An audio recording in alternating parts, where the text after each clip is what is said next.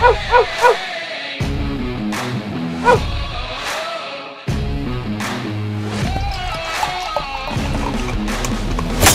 to another edition of the Dogger Pass podcast. This is for UFC 304.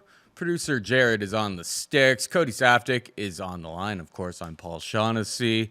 Breaking down a whole whack of fights. 14 fights in total from Manchester, England.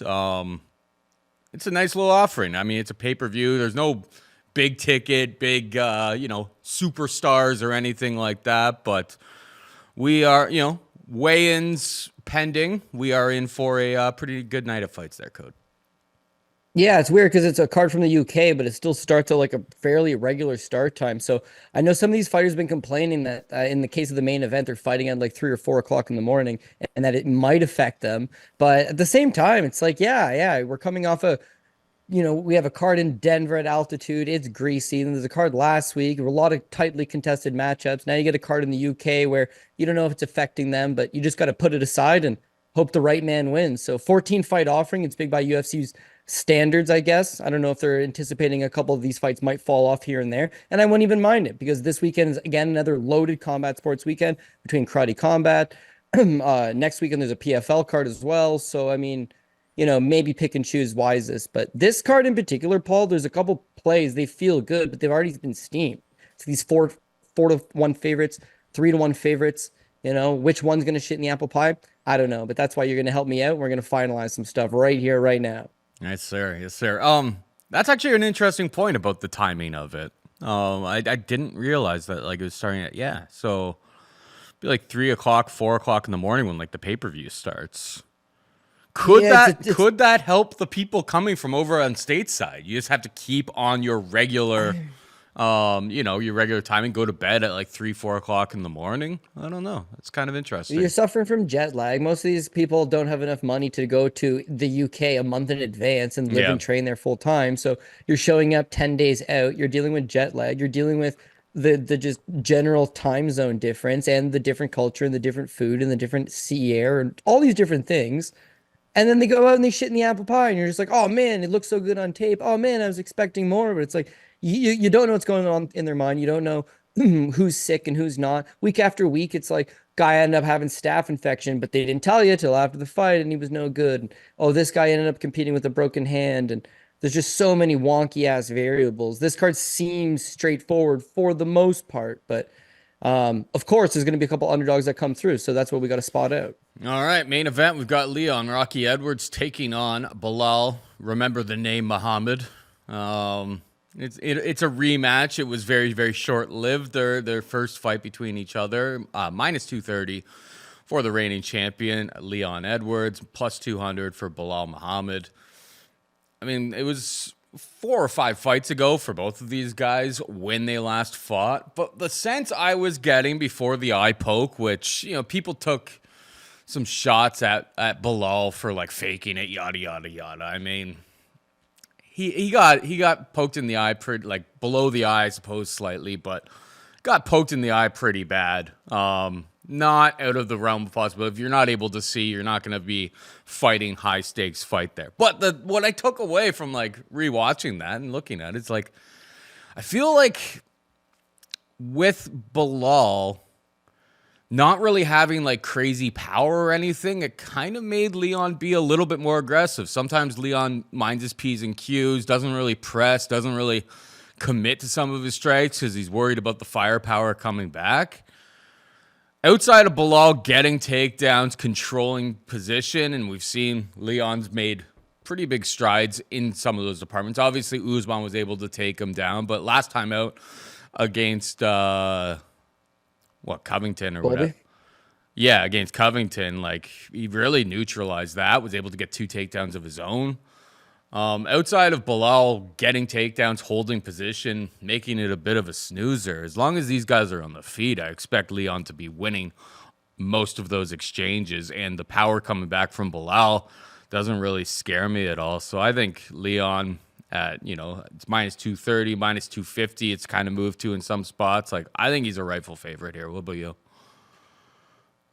Yeah. This is a solid fight, solid main event. I'm glad that they're running it back. Obviously, Belal Muhammad's got this long win streak, and he's been very vocal, and he's just kind of get passed over. But I believe the reason he gets passed over, one, he's fairly uninteresting and goes to the decision for the most part. But it's a dangerous matchup for a lot of the guys in the division, and they know it. That's why he's heavily avoided. If you look at the vast majority of his fights since then, he's been fighting all the best guys, and that's what I think people got to remember. The last time they fought, as you mentioned, Leon's faster, he's slicker, he beats him to the punch, he doubles him up on significant strikes in the first round, and then he eye pokes him in the second. Leon said, I don't want to run it back. I was beating you. Belal wanted to run it back. When I watch that fight, I see the same things you see. He's faster, he's longer, he's slicker, he beat him to the punch from the outside. The longer the fight goes, Belal just doesn't get his timing, doesn't get his rhythm. He can't find him, doesn't find the distance. The latter half of the first round, the last minute and a half of the first round, he starts to gauge it. The second round starts, gets poked in the eye, gets stopped. You got to let these guys fight. Bilal's a 5 round guy. Yeah, he's a decision fighter, but that's because he's a guy that can fight need be if it goes to decision. 3 rounds, 5 rounds, doesn't matter. He brings a lot of pace. He's got solid durability. He's going to be in your face the entire time. And I think the thing that's nice about him is that he's been showing different wrinkles to his game. Go back to the Vicente Luque fight, or sorry, Stephen Wonderboy Thompson. He takes him down 7 times, just smothers him. The very next fight, Vicente Luque takes him down 5 times, smothers him.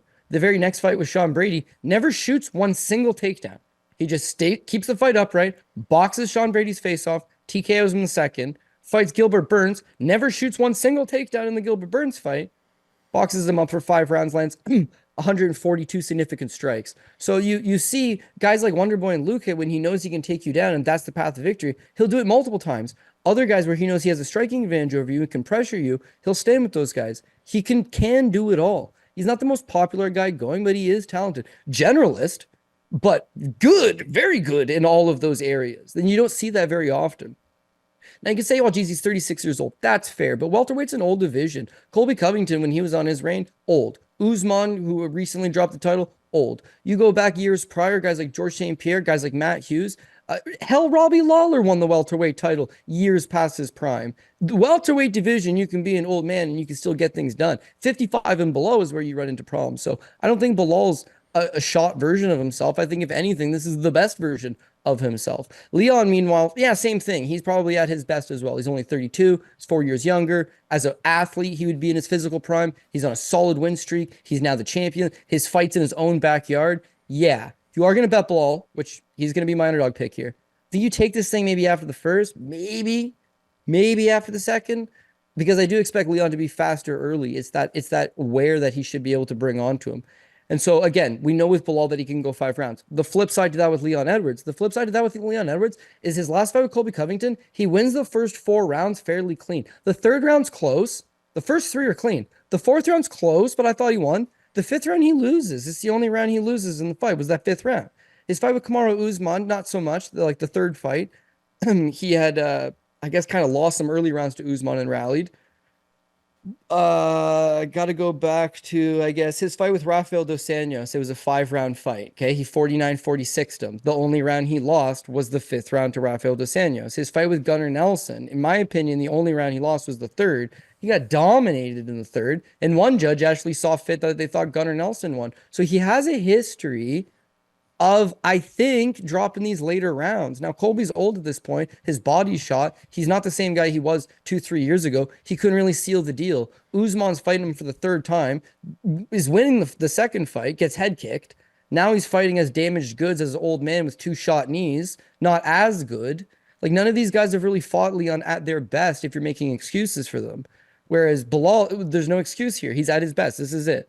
So when he's striking, yeah, he's not as good of a striker as Leon Edwards, but I think he can just crash the pocket and constantly come forward and constantly pressure. Try to use the volume game. He's used volume-based attacks in, a couple good fights, right? His fight with Gilbert Burns, as we mentioned, 132 significant strikes landed. His fight with Sean Brady, it only went 9 minutes and 47 seconds. He had already landed 80 up until that point. His fight with Diego Lima back in the day was a 3 rounder. He landed 129. He can put up volume, and he can also mix in those takedowns. It's going to be hard to win in the UK in front of a hot, hostile crowd against a guy that's legitimately the best welterweight in the world. I get it. The first round is not going to be great. Second, third, fourth, and fifth, he needs just to make this absolute grind, constantly come forward, constantly pressure him. And when you see Leon's coaches yelling at him, like, Leon, wake up, like, Leon, get back into it, and imploring him to get into it. And then you see he has a history of losing these fourth and fifth rounds, or these third rounds in the Gunnar Nelson case, that it's like maybe he's not the most mentally solidified guy. Maybe he's not super strong. Hell, the second fight with Usman, no, the third fight with Usman, he loses a point in the third round for grabbing the fence to avoid a takedown. So yeah, I mean, he still got taken down 4 times in that fight. He still got taken down twice by Colby Covington and controlled for 5 minutes. There's avenues for Belal to get it done, and the price is good enough that I'd be willing to take it. Belal's not finishing him. No way. So get it a better price tag by taking him by decision. If you don't like Belal, but that's fine. Probably also take this fight to go decision. But the pick for me, I got a lot of favorites coming up. Don't you worry. The favorite, the one in the main event, sorry, I got to go with the underdog. You did tiptoe. You know, if I'm gonna nitpick, it's a good fight. You can make points on both sides. Let me speak. You did tiptoe around the fact that he knocked out Kamaru Usman in round 5. That was the one fight that you just constantly just kind of avoided when you're talking about Leon Edwards. You know, gassing late, which head kick, boom, dead. How he got the belt. Kamaru was a minus 5,000 favorite in the live betting market when he kicked him in the head. So I'm not saying he's gassed out. I'm not saying he's a quitter. He did everything right. He deserves to win the championship. He ran the fight back and beat him. And then he beat, in my opinion, the number 1 contender outside of Usman, which is Covington. It's all good stuff. He collectively gave up 6 takedowns in those fights and, you know, lost rounds. And both those guys are considered past their prime. Whereas Belal, even though he's 36, I don't this think is a big step up for Belal. And like the fights, he hasn't been real. Undoubtedly. He's a real master or jack of all trades. I think he's just kind of good in every single aspect of the game. In the wrestling, he should have a pretty big advantage. If he's getting takedowns early in this fight, all bets are off for Leon Edwards for sure. But, you know, Sean Brady, very exploitable on the feet. He seems pretty one-dimensional. Everybody that he's fighting, he just uses his style to mitigate risk, mitigate disaster. If he's not able to take on Leon, I don't care about his volume. I think he's going to be eating big-time shots up the middle. But we will find out. I'll counter with one point. I'm going to counter with one last point. Obviously, we've got to move on. We got 13 more fights. But when you look at Leon's record, 100%, he fought the 2 best welterweights. He fought Usman and he fought Covington. Belal, meanwhile, did not fight those guys. And that is 100% fair. But Belal tried to get Kamaru Usman to fight him for goddamn 2 years. And Usman was like, no. And then he tried to get Colby Covington to fight him for goddamn 3 years. And Colby was like, who? No. So he settled for fighting Gilbert Burns and Wonderboy Thompson and all guys that, not Wonderboy, but maybe not Brady, probably not Brady. But Gilbert Burns could give Leon Edwards a time. Like I don't know. It's not his fault that he hasn't fought the top of the food chain. Yes, and wouldn't it look so much better if it's like, oh yeah, he beat Colby Covington and he beat Kamaru Usman and he's coming into this fight on an 11-fight unbeaten streak. Even when he fought Leon, the guy wins 1 round and then pokes him in the eye and is like, I'm not fighting him again. Why is that? They don't want to fight him for a reason. They all know how talented this guy is. And beating him does nothing for you because he has no name. His nickname is Remember Your Name, but no one's done it to this point. And losing to him, it's just like you lost to a guy that nobody knows. But the fact is that he's got talent. So if this was in like Vegas or if it was in Chicago, all day, Belal Muhammad. The fact that it's in the UK, like I got to make sure the judges get it right. But here's the thing, the judges never get it right. So might as well just throw the dice and hope it lands upwards for you. All right, we got Tom Aspinall taking on Curtis Blaydes for the heavyweight championship of the world. I'm not throwing any interims into this at this point. John Jones has been gone for so long. He only beats a real gone. Yeah, that was a super fight. It was a super fight. It wasn't a legit championship fight. Yeah, this is the real champ. Even on the board, Cody, it was intentional. I didn't put the word interim in there because I consider this the heavyweight championship of the world. Whatever happens with John Jones and Stipe Miocic will be a number 1 contenders fight for the winner of this fight, as far as I'm concerned. But Tom Aspinall is a minus 375 favorite. Curtis Blaydes can be had for plus 305. Who you got? Yeah, well, it's just the fact that it's a heavyweight fight and he's 3-1 favorite. That's like the only thing that makes me uneasy. I think Tom Aspinall is the real deal. He moves extremely light on his feet, very agile, very quick for a big man, big heavyweight. He's got solid boxing, but he's also got the Brazilian Jiu-Jitsu black belt. You see, since the Curtis Blaydes fight where he blows his knee out in 15 seconds, the version that came back since injury has been solid, but only just those 2 fights. Marcin Tybura, who he knocks out in the first round, quality victory, but Tybura is 100% gatekeeper journeyman, so it's not the best victory. And then his fight with Sergey Pavlovich, where I mean, he looked like he got rocked, and then he just returned fire and knocked out Sergey Pavlovich, who we see obviously has limitations to his game. So the fact that they fought once already and he blew his knee out in 15 seconds, he took some time off. He's only had 2 fights since then. That last one, it definitely looked like he did get rocked. It's a heavyweight fight. The minus 320, like that's the only thing that's a real turn off to it. Blaydes, meanwhile, Blaydes has the skills to win this fight, and that, yeah, he's one of the better heavyweight wrestlers. And we always talk about that. This guy is one of the better wrestlers in the heavyweight division, which is a barren wasteland for wrestling talent. So he can just use that to get the job done. But like he doesn't shoot the takedowns a lot of the time. Either he can't get it, or he doesn't believe he's going to get it, or he thinks he can just, work his opponent standing for a little bit, slow them down, and then get the takedown. But it's his enemy more often than not. And this is like all of his losses. You obviously remember the first Francis Ngannou fight where he didn't get knocked out, but his eye definitely got completely swollen shut from standing with Francis. They run it back, and guess what he does? He stands with Francis a second time. He's hung out with Derek Lewis. He did take Lewis down, but ultimately, yeah, can't hold him down. Fight gets back standing. He starts getting comfortable with his striking. He gets knocked out. His fight with Sergey Pavlovich, he shot a couple takedowns, never committed to any of them, is forced to stand there, and then he gets knocked out. Oftentimes, these are happening in the first or second round. So I know it's heavyweight. Everyone's got power. I'm not going to say he's chinny, but his his inability to get the takedowns is his ultimate demise. In this Tom Aspinall fight, Aspinall's like, he's got the better boxing. Technically, he's a better boxer, but beyond that, he's got more power. Blaydes might be able to use that long rangey jab. He's got a hell of a reach on him and poke him with a couple jabs, maybe land that right hand. But I would think Aspinall's chin's a lot better. He can take the punches. If he returns those same jabs, those same right hands, Blaydes might be in trouble. If Blaydes gets the takedown, great. But Aspinall's still BJJ black belt off his back, so he's by no means a fish out of water. And if for whatever reason Aspinall ends up tripping him up and getting on top, then I mean, he's going to go to town on him. The longer this fight goes, you've seen Blaydes fight into deep waters. You've seen Blaydes, he's trained his almost entire career at altitude. He is known for a big man with cardio, but it's very unusual for him to be fighting a guy at 4 o'clock in the morning because he's the American fighter being brought in. Whereas Aspinall, I don't know, he's probably just been training a little bit later than he normally does, and he's going to be fine in the situation. So the price is the real turnoff here, right? If it's minus 185, minus 195, minus 200, Tom Aspinall, yeah, we're playing it. But minus 320, it's like it's already been steamed. I get it. He's the rightful favorite. Yeah, there you go. So, I mean, the price has changed every couple days. You're getting, 40, 50 points added to some of these lines. Yeah, I got to go with Tom Aspinall. Last but not least, you look at Curtis Blaydes, and again, he's this big man. He's wrestling.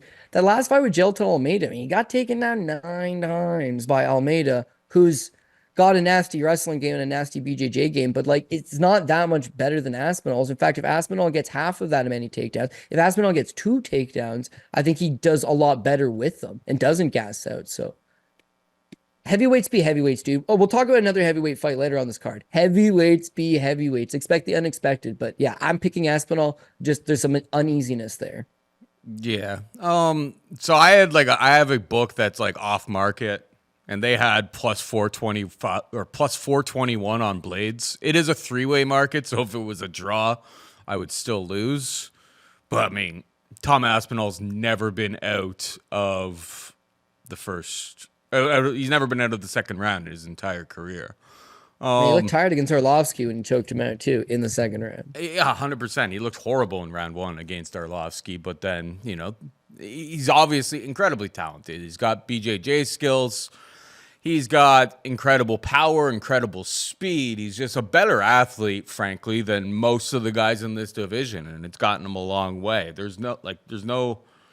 I think most likely result in this fight is Aspinall in round 1 or round 2 by knockout. Like very, Curtis Blaydes. I've faded Curtis Blaydes against Pavlovich. I faded him against Ngannou both times.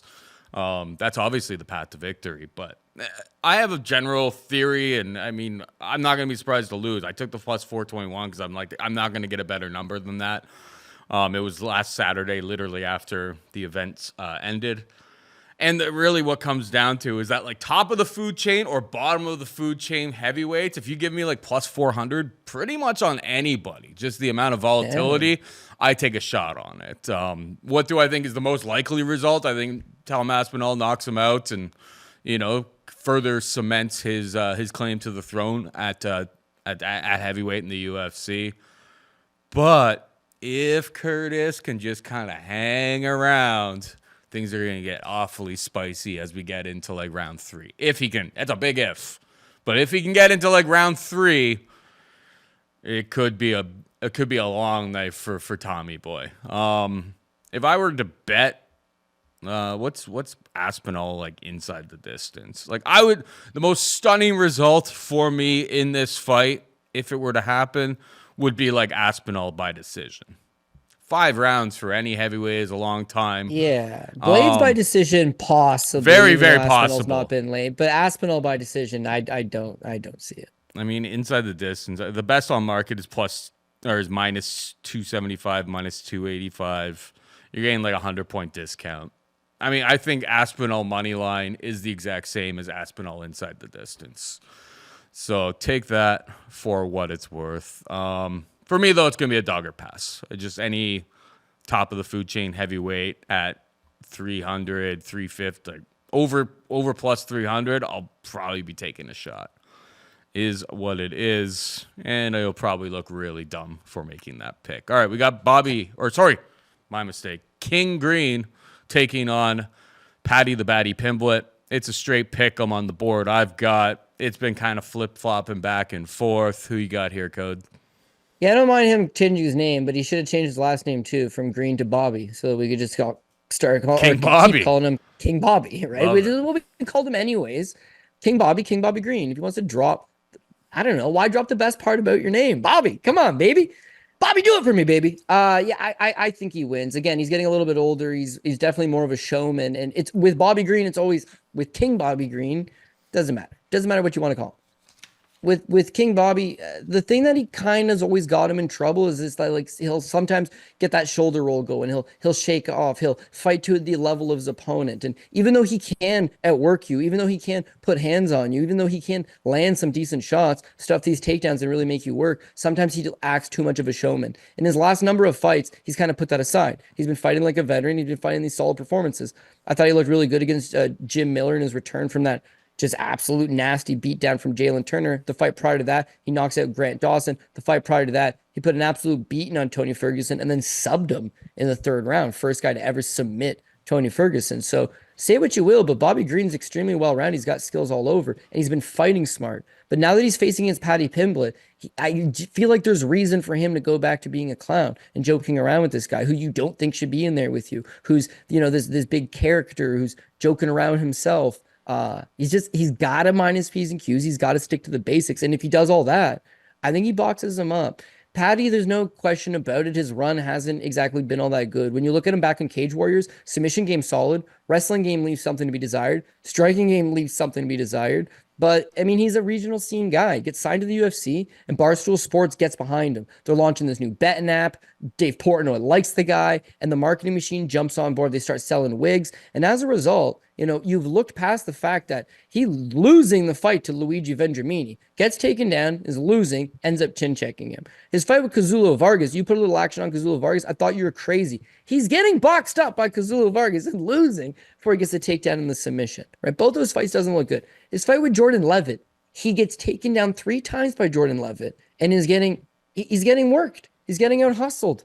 And he eventually catches him. People see the end result. People see the highlight reel. People don't see the fact that he's not looking good in any of these fights. He's known to yo-yo between camps, go up to 210 pounds, 220 pounds, come back down, go back up, come back down. He's making money. He's partying in the pubs. It's all well and good, but it's going to catch up to him, right? His fight with Jared Gordon's a career stinker, where most people thought Jared Gordon won. Mm-hmm. Paddy, by his own admission, at the time he thought he won, but in the months that followed the fight, by his own admission, he doesn't think he won.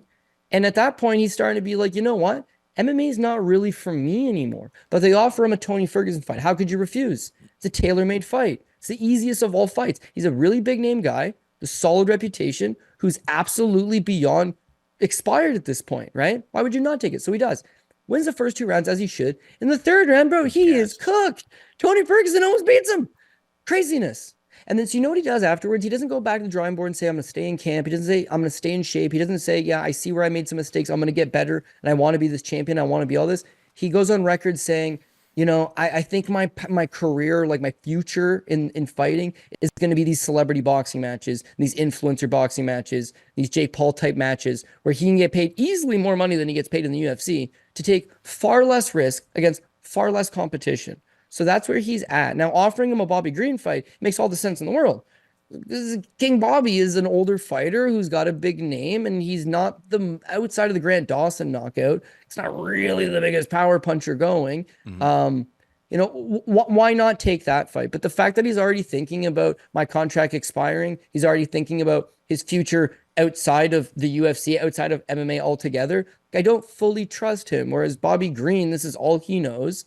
The Jim Miller fight, again, it's a solid bounce back performance where a good referee may have stopped that fight. Jim Miller took a beating the longer that went. So Bobby still got some good fights to offer, and I feel like this is going to be maybe one of them. Again, hostile territory, I get it, but we've not been impressed by Paddy Pimblett in really any of his fights so far.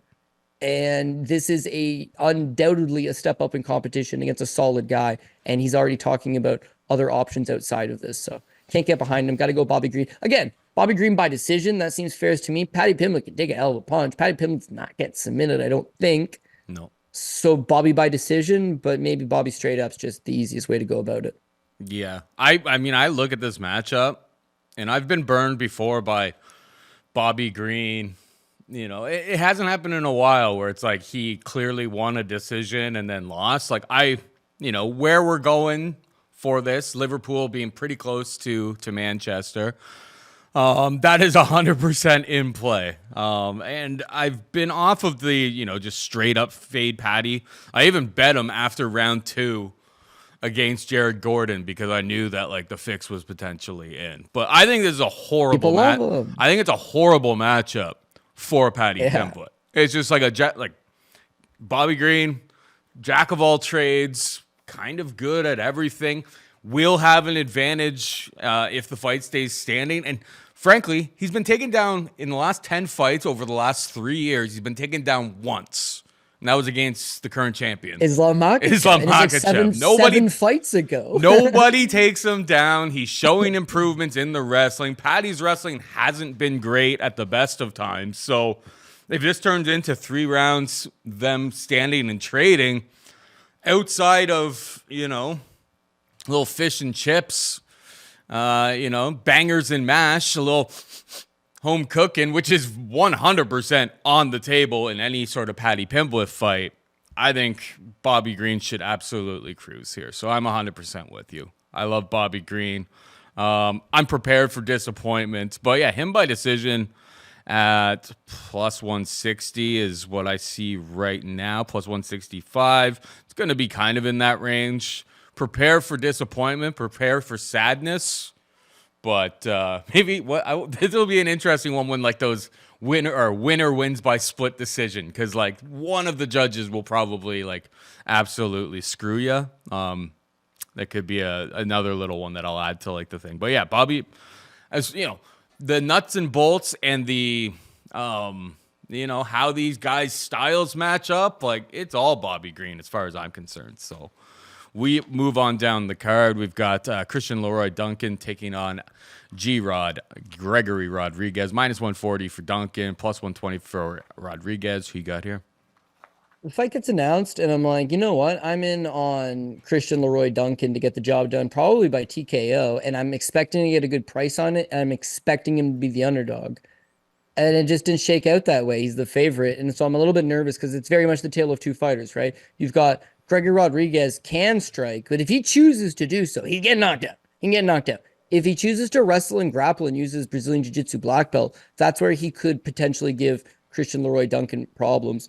You look at Duncan when he's on the Cage Warrior scene. I mean, I would compare him to just a much larger, not quite a Michael Venom Page, but that's kind of what he's trying to get off. You know, he's very, very nibble on his toes, moves in and out, moves well, good footwork, good distance management, good range, and eventually just gets off these strikes. He's a very precise fighter. He's hard to track down. He's hard to corner. When Rodrigues gets into these let's brawl modes, he's very much moves straight on a center line with his head straight up in the air, looking to land shots. He's definitely slower than Duncan. So if Duncan just moves and causes him to just step, bait traps, cause him to walk into one of those traps and counter him off something, he's knocking him out. But again, it's like it's MMA and these guys aren't stupid. Like they realize this stuff. So Rodrigues realizes this. You look at his career, he's been knocked out by Bruno Lopez in 1 minute and 5 seconds. That was in Jungle Fights. He lost on the Contender Series by Jordan Williams, who knocked him out. Jordan Williams, 219 of the very first round. His fight with Jun Yun Park, he's like inches away from getting separated from consciousness and happens to bomb Park with one and put him out. But like his chin barely held up in that instance. His fight with Armin Petrosian, banger back and forth. He at least went the distance there. But then that fight with Bruno Ferreira, he's a 3-1 favorite, and he gets knocked out by a guy that's fairly one-dimensional, a guy that's only looking to brawl with you. And again, he's knocked out 4 minutes and 13 seconds into the very first round. So his durability is not there. But again, he's not stupid. His very next 2 fights against Dennis Chulin, he just takes him down right away and submits him. His fight with Brad Tavares, he just instantly wanted to clinch up with him, push him up against the cage, took him down twice, largely neutralized him, racked up some significant strikes and some ground and pound, and then eventually was able to finish him early into the 3rd round. So if he wants to fight that more versatile game of leaning on Leroy Duncan, we've not really seen Duncan against that many good grapplers, that many good wrestlers. He gets taken down, he is in trouble. If Rodrigues decides to play to this live crowd that's raucous and people are going wild, and he goes out there and he decides to stand for the first 2 or 3 minutes of the round, I just got a nagging suspicion he walks into a counter punch that puts him away. So I'm going to go Duncan. But at the end of the day, when you look at like which out of these underdogs do you not mind? You didn't pick them, but it's like I see the path for them. I see the path for Rodrigues. Clinch up with this guy, press him up against the cage, drag him to the ground, take his back, neutralize him, win 2 of the 3 rounds, and then avoid him or submit him. Even better yet. But we've seen him typically get into fight of the night type brawls more often than not. Again, even that fight with Petrosian, he took him down, he backpacked him, he got a body triangle. Petrosian just rolls into him. He head kicks Petrosian, shatters his nose, blood everywhere, and Petrosian just starts dogging him again, and that's where he starts to break. So again, I don't know that he's going to be super acclimatized to the time difference and having traveled to the UK, whereas Duncan's going to be at home there. So a good version of Duncan is going to be a mid-level version of Rodrigues, and that's in my mind how I see it playing out. So Duncan ends up getting the job done by TKO, but good fight, man. Good fight, close fight. Yeah, I generally agree with pretty much everything there. I've been on the hunt for G-Rod by submission in a whole bunch of different fights because it's usually pretty lined pretty wide, like 6-1, 7-1, and when you look at it on paper, when you watch some tape, you're like, if this guy could just like commit to that game plan in his fights, like against like Chidi and Jaquani, like there was a way for him to just like 100% just commit to that stylistic matchup. And he's had some submission attempts and isn't able to finish the job. I don't know. I think Christian Lloyd Duncan's never been finished. We haven't seen the wrestling tested, but G-Rod's not some like world-class wrestler by any stretch of the imagination. We're in England. Fans are going to be on this side. I think the most likely bet that I may add to some like long parlays and stuff, his fight ends inside the distance here. That's like minus two. Yeah, that's fair. That's minus 220. I think it's most likely that CLD knocks out G-Rod. I've just seen that chin checked so many times, and some of like the more the Brad Tavares fight, it's like Tavares seems quite a shell of himself at this point. We were talking about it 2 weeks ago, and then that fight got canceled against the Iron Turtle. But like, we're kind of talking about it being the end of the line for him. It saves you on that front from if Rodrigues does use grappling, and all of a sudden we kind of find out that that Duncan's a real fish out of water down there, then it kind of like saves you on that front. CLD will be the pick for me as well, but I think the fight ends inside the distance is how I'm going to attack this fight. Passion, drive, and patience, the formula for winning championships, is also what keeps your ride or die alive. eBay Motors has everything you need to maintain your vehicle and level it up to peak performance. Superchargers, roof racks, exhaust kits, LED lights, and more. Whether you're into speed, power, or style, eBay Motors has you covered. With over 122 million parts for your number one ride or die, you'll always find what you're looking for. And with eBay Guaranteed Fit, your part is guaranteed to fit your ride every time or your money back. Because with eBay Motors, you're burning rubber, not cash. With all the parts you need at the prices you want, it's easy to make your car the MVP and bring home huge wins. Keep your ride or die alive at ebaymotors.com. Eligible items only. Exclusions apply. We move on down to the next one. We got Arnold Allen taking on Giga Chikadze. Arnold Allen is a minus 240 favorite. Giga can be had for plus 205. The big question here for me in this fight, Cody, is Arnold Allen, like, he's got a little bit of wrestling, but does he have enough wrestling to turn this into like a greasy wrestling matchup? Because if it's not, I think it's Giga all day here. If this is just these two guys exchanging on the feet, I think it's going to be wildly competitive. And I think it's going to be, I think at plus 205, the value would be squarely on Giga. I know flying over, he's from California, so it's going to be way worse in terms of like, the jet lag and stuff for you if you're fighting at that time in the morning and you're not acclimatized. I get all of that. Don't get me wrong. But yeah, like when these guys just stand and bang, my biggest problem with like laying Arnold Allen minus 240 would be the fact that like when he meets his match, when he goes up head to head against somebody who can strike on his level, he basically just gets out-volumed, right? Max Holloway is at the top of the game, right? Don't get me wrong by any stretch of the imagination, but he went 147 to 76. He got doubled up on the strikes in that fight. And he's had some pretty good performances otherwise against as he's been moving up the ranks here. Giga, though, it's like the Calvin Kattar fight. Calvin was able to get 2 takedowns, so that is going to be the path. But like 128, 144. I guess going to decision against Caceres was not exactly the most brilliant thing. I just think at plus 205, I think it's a dog or pass situation for me. I just expect it to be relatively competitive on the feet. Maybe get screwed by, the fight being in England and people cheering for that. That's definitely on the table, but I'll take the dog in that type of situation. What's your take here? Yeah, I'm gonna go Arnold Allen. Like, honestly, this guy was on a very solid run and earned a lot of respect from people. Cash in, solid winning streak. Winning streak includes like notable names, including Mccann Americani was okay. Mads Burnell really is okay. Gilbert Melendez was an aged veteran. Nick Lentz, aged veteran. All but solid guys. But then his win over Sodiq Yusuff by knockout. He knocks out Dan Hooker, which is a damn near impossible task. He knocks out Calvin Kattar, which is damn near an impossible task. And then he runs into Max Holloway and Movsar Evloev, and he's done. He's washed up. He's not what he used to be. Like, unfortunately, he wasn't good enough to crack into the top 3 or 5 of the division.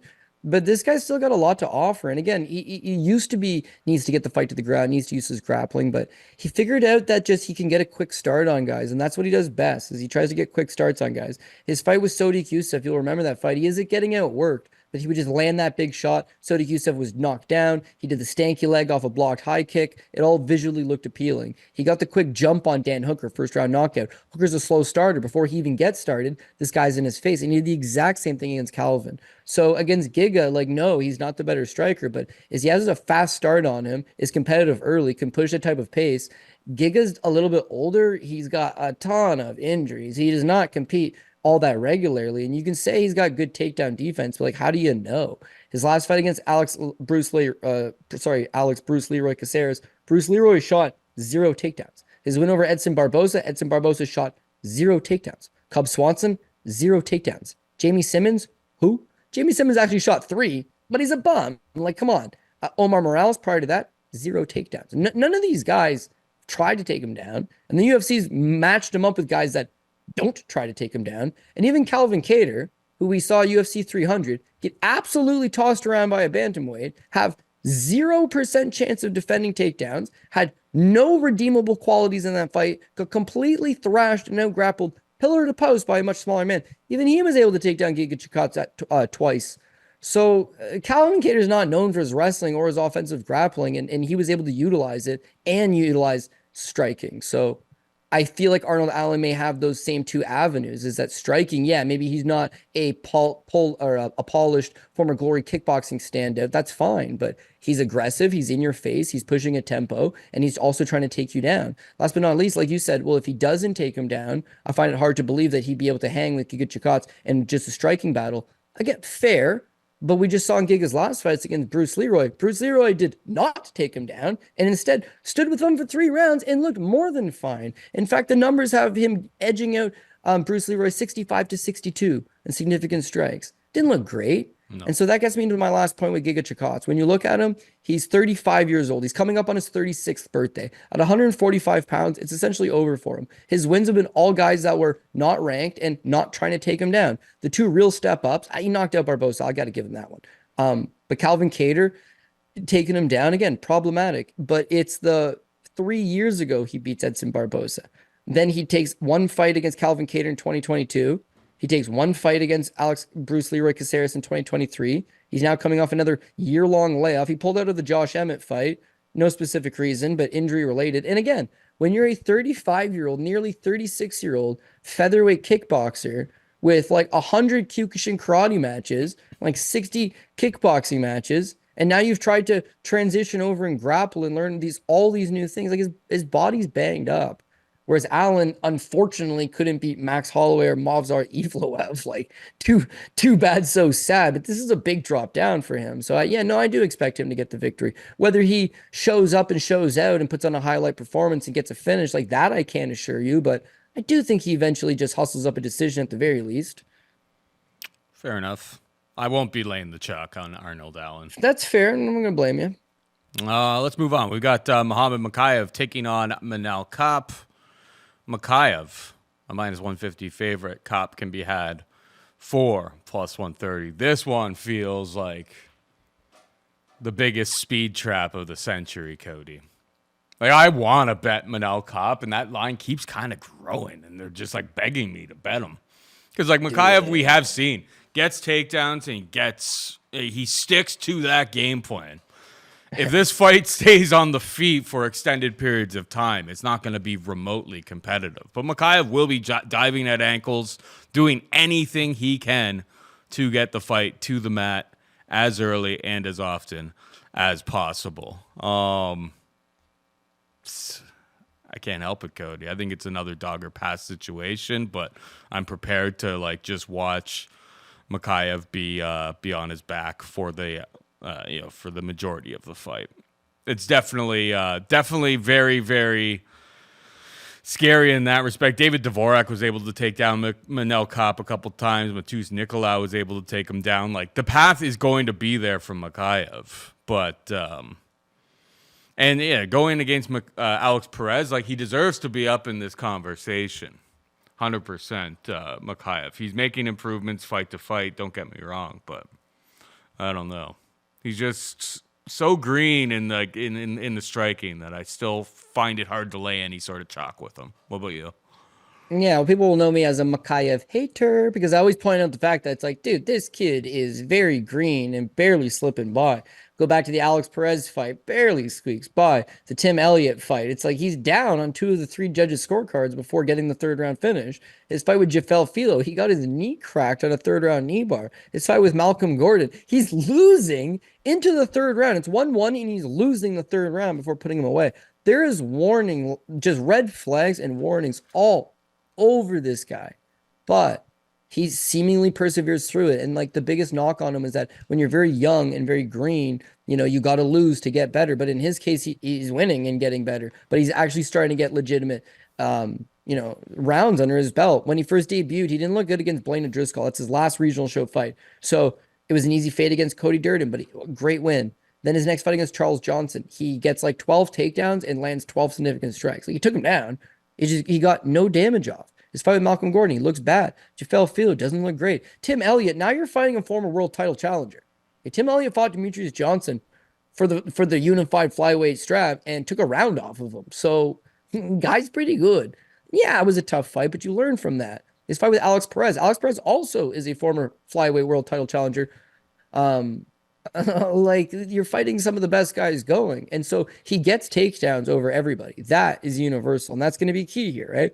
You look at him against Alex Perez. Alex Perez is a BJJ black belt and comes from a wrestling base. You got him down 3 times. His fight with Tim Elliott. Tim Elliott's BJJ black belt, wrestled in college. Took him down 3 times. Jafel Field 4 times. Malcolm Gordon 6 times. Charles Johnson 12 times. The wrestling's there all day. It's that in these early fights, 2, 3 fights ago, he's taking you down and you get back up. That's why Johnson, it's 12 times. Malcolm, he only needs 6. Jafel Field, he only needs 4. Elliott and Perez, he only took them down 3 times. He's getting a lot better with not needing to take you down those 10, 12 times, having better ability to control the position, establish his top game. So he's maturing. He's almost 24 years old now. That's what's going to happen to a young fighter. With that many amateur fights and now this many pro fights, he's coming up on his second UFC extension. He wants a big money contract. He's been vocal about giving me a title fight. And I don't think he's ready for a title fight, but when you look at the division, who else is there? And he's beaten a lot of these guys. So this is a critical fight for him where I'm expecting a very solid version. And yeah, I do think he pushes the issue with the takedowns repeatedly. Whereas you can say that last fight with Perez, he totally gasses out. And then 3 for 20. Now he's fighting at home, right? He's fighting at home, and you learn from that. You got to be able to make adjustments and get better. It's a learning experience. He could have lost that fight to Perez, got his first career loss, went back to the gym, gotten better. He'd be a better man for it. Instead, he's beating these guys, barely at times, but he's showing some resolve and some grit and some desire to get the job done, and he's pulling through. So again, this is only someone that's just going to get better and better. We're fading him. I'm fading him as a 21-year-old kid, 22-year-old kid. Now he's 24, 25, 26, 27, 28. What do you think this kid looks like when he's 30 years old? 28, 29. The same thing like Chase Hooper. He's a bum when he starts out. The longer this kid just accrues experience in the octagon, he's going to get better. So now I'm starting to flip to there's going to be fights I think he can win, and this be one of them. Manel Kape's got a couple issues going for him. One, if you look at his first 2 UFC fights, Pantoja and Matheus Nicolau, he just doesn't do shit. And he's complacent with not doing anything. He's just staring at his opponent. He got easily outworked in both those fights in winnable spots. He just didn't have the desire. Now he's vocal about, oh, okay, I got to make some adjustments. But really, those adjustments, he knocks out Ode Osborne in a fight that he wasn't really looking great until he got the knockout. Zalgazumagulov, that was a solid one for him. I'll give him props on that. David Dvorak took him down twice and had 3 minutes of top control. That's a bit of a red flag. Felipe Dos Santos, goes the distance with him, is landing a ton on him. It just makes me think that Mokaev, the takedowns will be there in front of this hot ruckus crowd. If he takes you down, he leg laces you, he throws you up against the cage, he puts one hook in, he just hangs on for a bit. They're all cheering. Things are going your way. He doesn't really have to do much. Whereas like Kape needs to sprawl and brawl this guy and land huge numbers, which he's not going to do because the more combinations you throw, the more opportunities this kid's got to shoot. So instead, you're resolved to throwing jabs, jab crosses. Maybe you don't even want to leg kick him because he's going to be diving on an ankle. But in every scenario, he's a better wrestler. He's got pace. The cardio's catching up. The experience level's catching up. His striking is not on Kape's level, but similar to the Durden fight, just throw something explosive to kill the distance and then get in on this guy, wrangle him down, push a pace. Kape, to me, because he's so explosive, he uses a lot of muscle. So if you push a pace with him, he's going to tire. Last but not least, you got a solid wrestler and a kid that's, submitting BJJ black belts versus a brown belt in Manel Kape, known for some explosive striking. But for the most part, I think grappling is, in fact, a weakness of his. So I'll take Mokaev by decision, but it's a flyweight fight, Paul. Expect the unexpected. And yeah, this is coming from the guy that always fades him. And now if he goes and he walks into a Manel Kape flying knee and he gets KO'd, it's just me eating crow and getting my just desserts. But I got a belief in the kid to get this type of fight done, and I think he gets the win by decision. Kind of wild that 2021 Pantoja took on Kape and Kape got 2 takedowns. Pantoja only went for 1 takedown in that fight.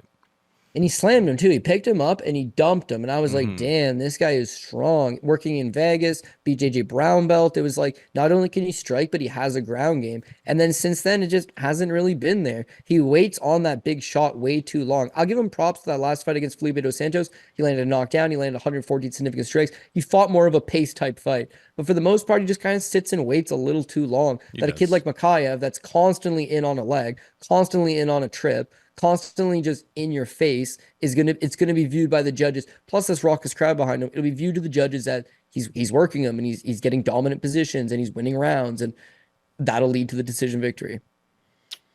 It could. It very well could. And he is getting better fight to fight. We said that at the beginning when, he was just an outrageously large favorite, particularly in those early fights. And you're like, I still see, watching his regional level stuff, see holes in his game. He is patching those holes up, and once he puts like the whole entire package together, if he has cardio, like he can kind of emulate the Merab style, I think. If he just works on that cardio, if he can just like constantly put you in a state of defending takedowns, then it could be a big problem for lots of people. But we will see what the future holds for Muhammad Mokaev. We move on down. We got Nathaniel Wood taking on Daniel Pineda. Wood, a minus 410 favorite. Pineda could be had for plus 310. Your thoughts on this one? Seems like Wood's a little bit wide to me, but Pineda is kind of dust.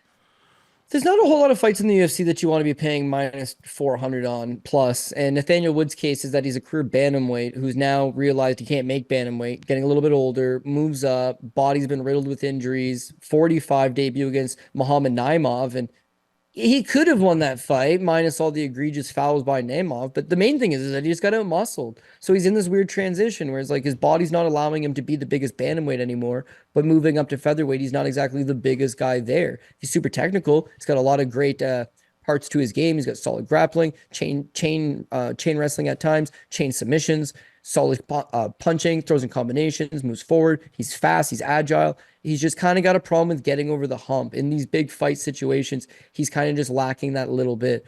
The move to 45 in the nearsighted, it should be work for him. Doesn't have to use that weight cut, be better on the body. Long term, I just feel like these guys are going to be too big, too strong.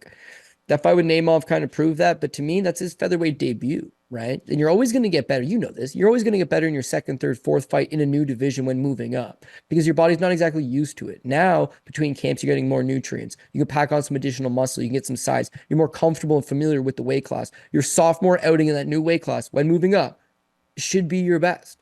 So I do think that he comes into this fight. He's a better striker than Daniel Pineda. He's got better cardio than Daniel Pineda.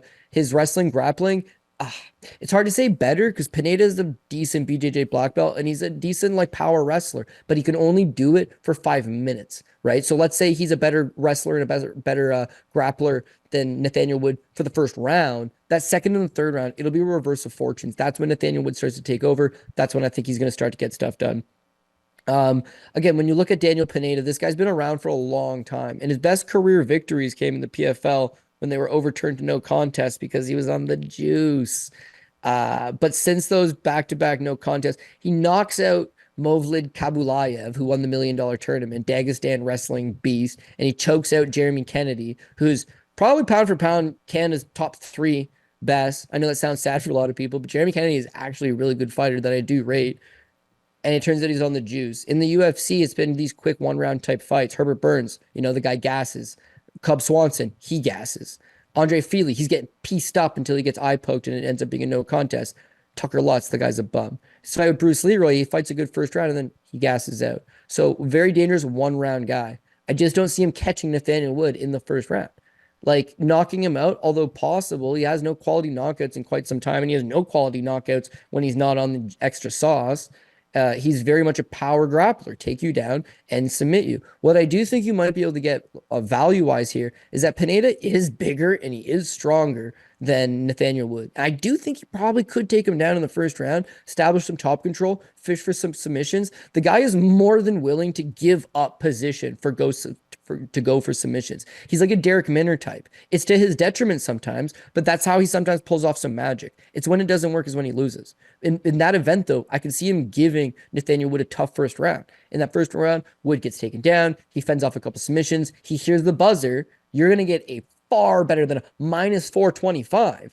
In that second round, in that third round, similar to the Naimov fight, now you start stuffing some of these takedowns. Now you start working him. And whereas Naimov cheated, grabbed the cage, poked you in the eye, kicked you in the groin, and held your glove, when none of those fouls occur here, you should be able to wrap up the job and maybe get a late stoppage. So I think Nathaniel Wood maybe either it's going to be a decision, or I do again see him maybe finishing off Pineda late in the third round. Could be by TKO, could be by submission.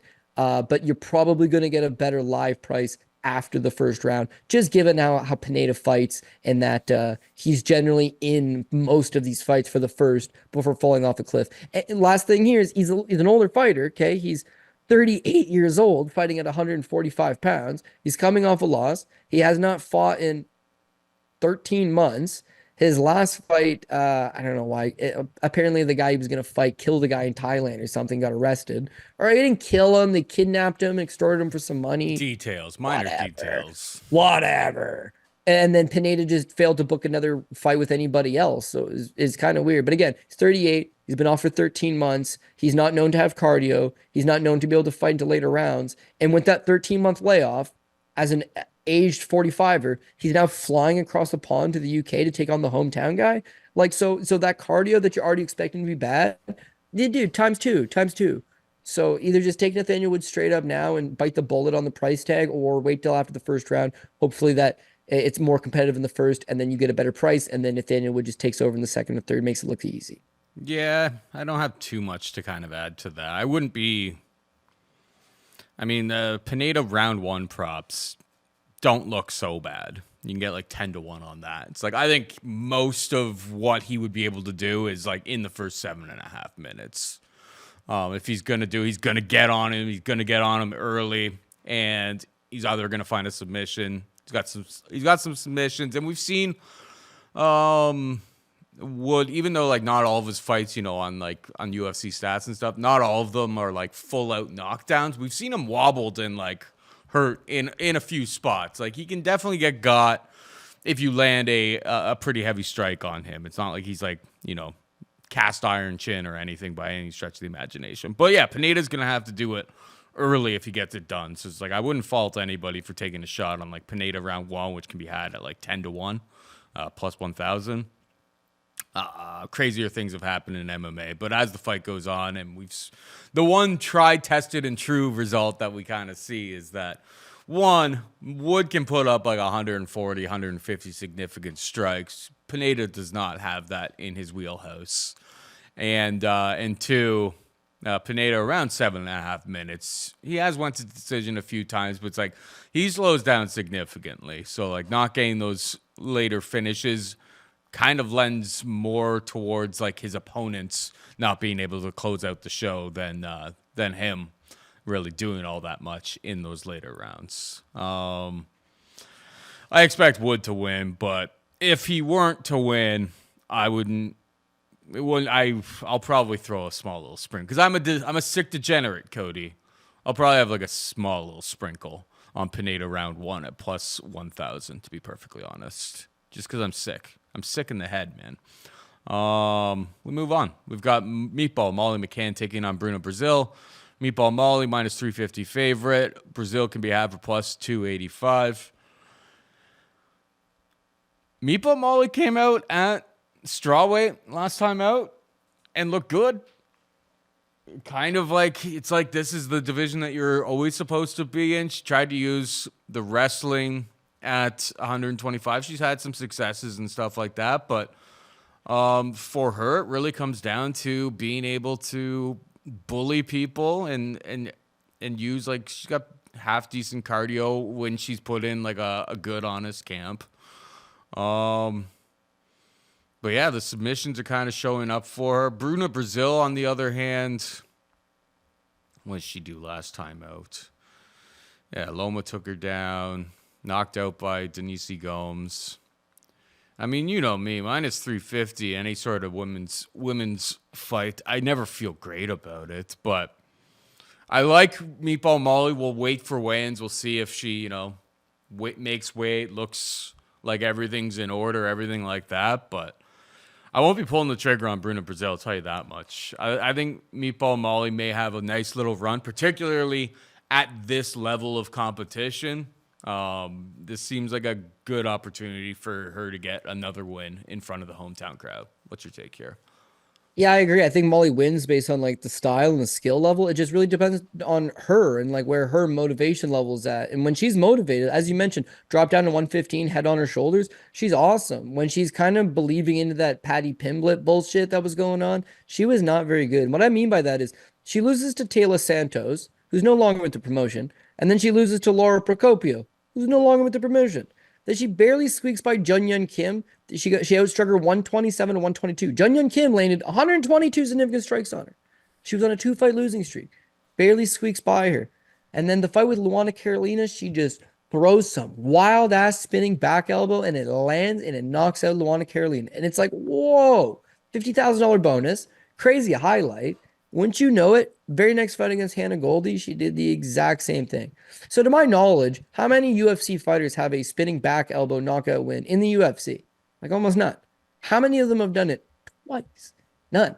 How many of them have done it twice back to back? Just Molly Mccann. And that went to her head. And Barstool sponsors her. She's drinking pints. She's talking all this nonsense. She's cutting these pro wrestling type promos. And it's like, you're not that good. I don't know if you realize this or not. A couple spinning back elbows is super cool. Hannah Goldie, Luana Carolina, like, yeah, it's skyrockets, but you're just like Hawk Tua. Like, you got skyrocketed into fame, and you ain't ready for it. You ain't built for it, and it's going to come crashing down. That's exactly what happened. She looked awful against Erin Blanchfield, but you give her a pass because Erin Blanchfield's an absolute beast. But Julia Stolyarenko submits her with an armbar from guard in the first round. You're supposed to be a black belt. You were just competing in all these jiu-jitsu tournaments, talking all this nonsense. Stolya Stenko is what the kids call her. Yep. Hell, I'm not a kid, and I call her that too. She's no good. Armbar from guard, the most rudimentary submission in the game? God damn. But again, that was the reality check that she needs. And fighters have skills, but like, and they'll tell you themselves, a lot of them are just basket cases. If you're supremely confident, you're going to get the job done. Cerrone would ride bulls, drink beers, parachute into the venue, and kick some guy's ass. Then he'd get in his own head and be like, yo, man, you ain't ready for this, Anthony Pettis fight. Get into his own head and just talk him into losing.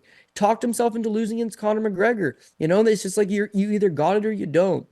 Molly's that. When she's believing her own hype and she's not that disciplined and she's drinking pints in the pub and she's cutting these promos at 125, she's not that good.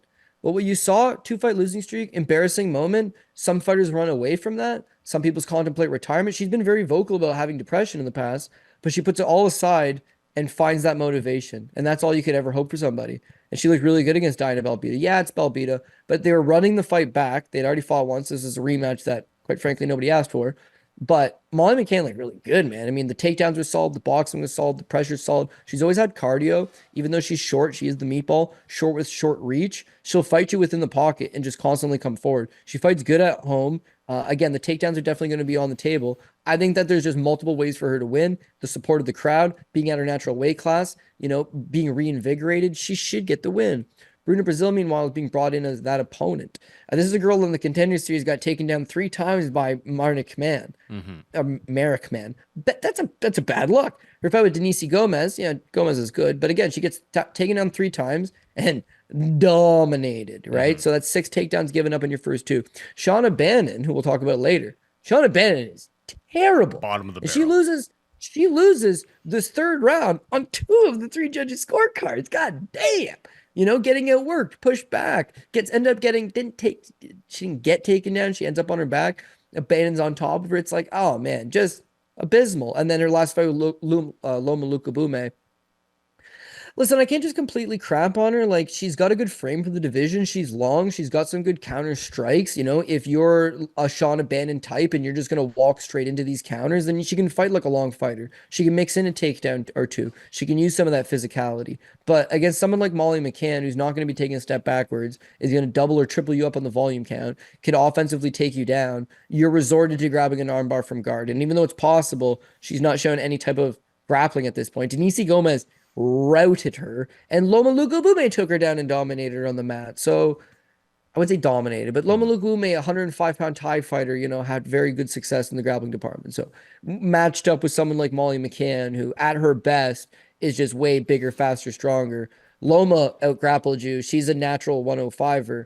Molly's coming down from 125. There's a big size difference there. There's a strength difference there. Molly should be able to box her up, keep her on the back foot, mix in a few takedowns. And again, it's another spot that whenever she lands, you're going to hear the crowd. Whenever you get a single counter, a single kick down the pipe, a 1-2 from Bruna Brasil, it's not going to get that response. So if we need to go to greasy decision, let's do it. But it'll be on our side, hopefully. Yeah, Loma basically just didn't really... She probably, I don't know.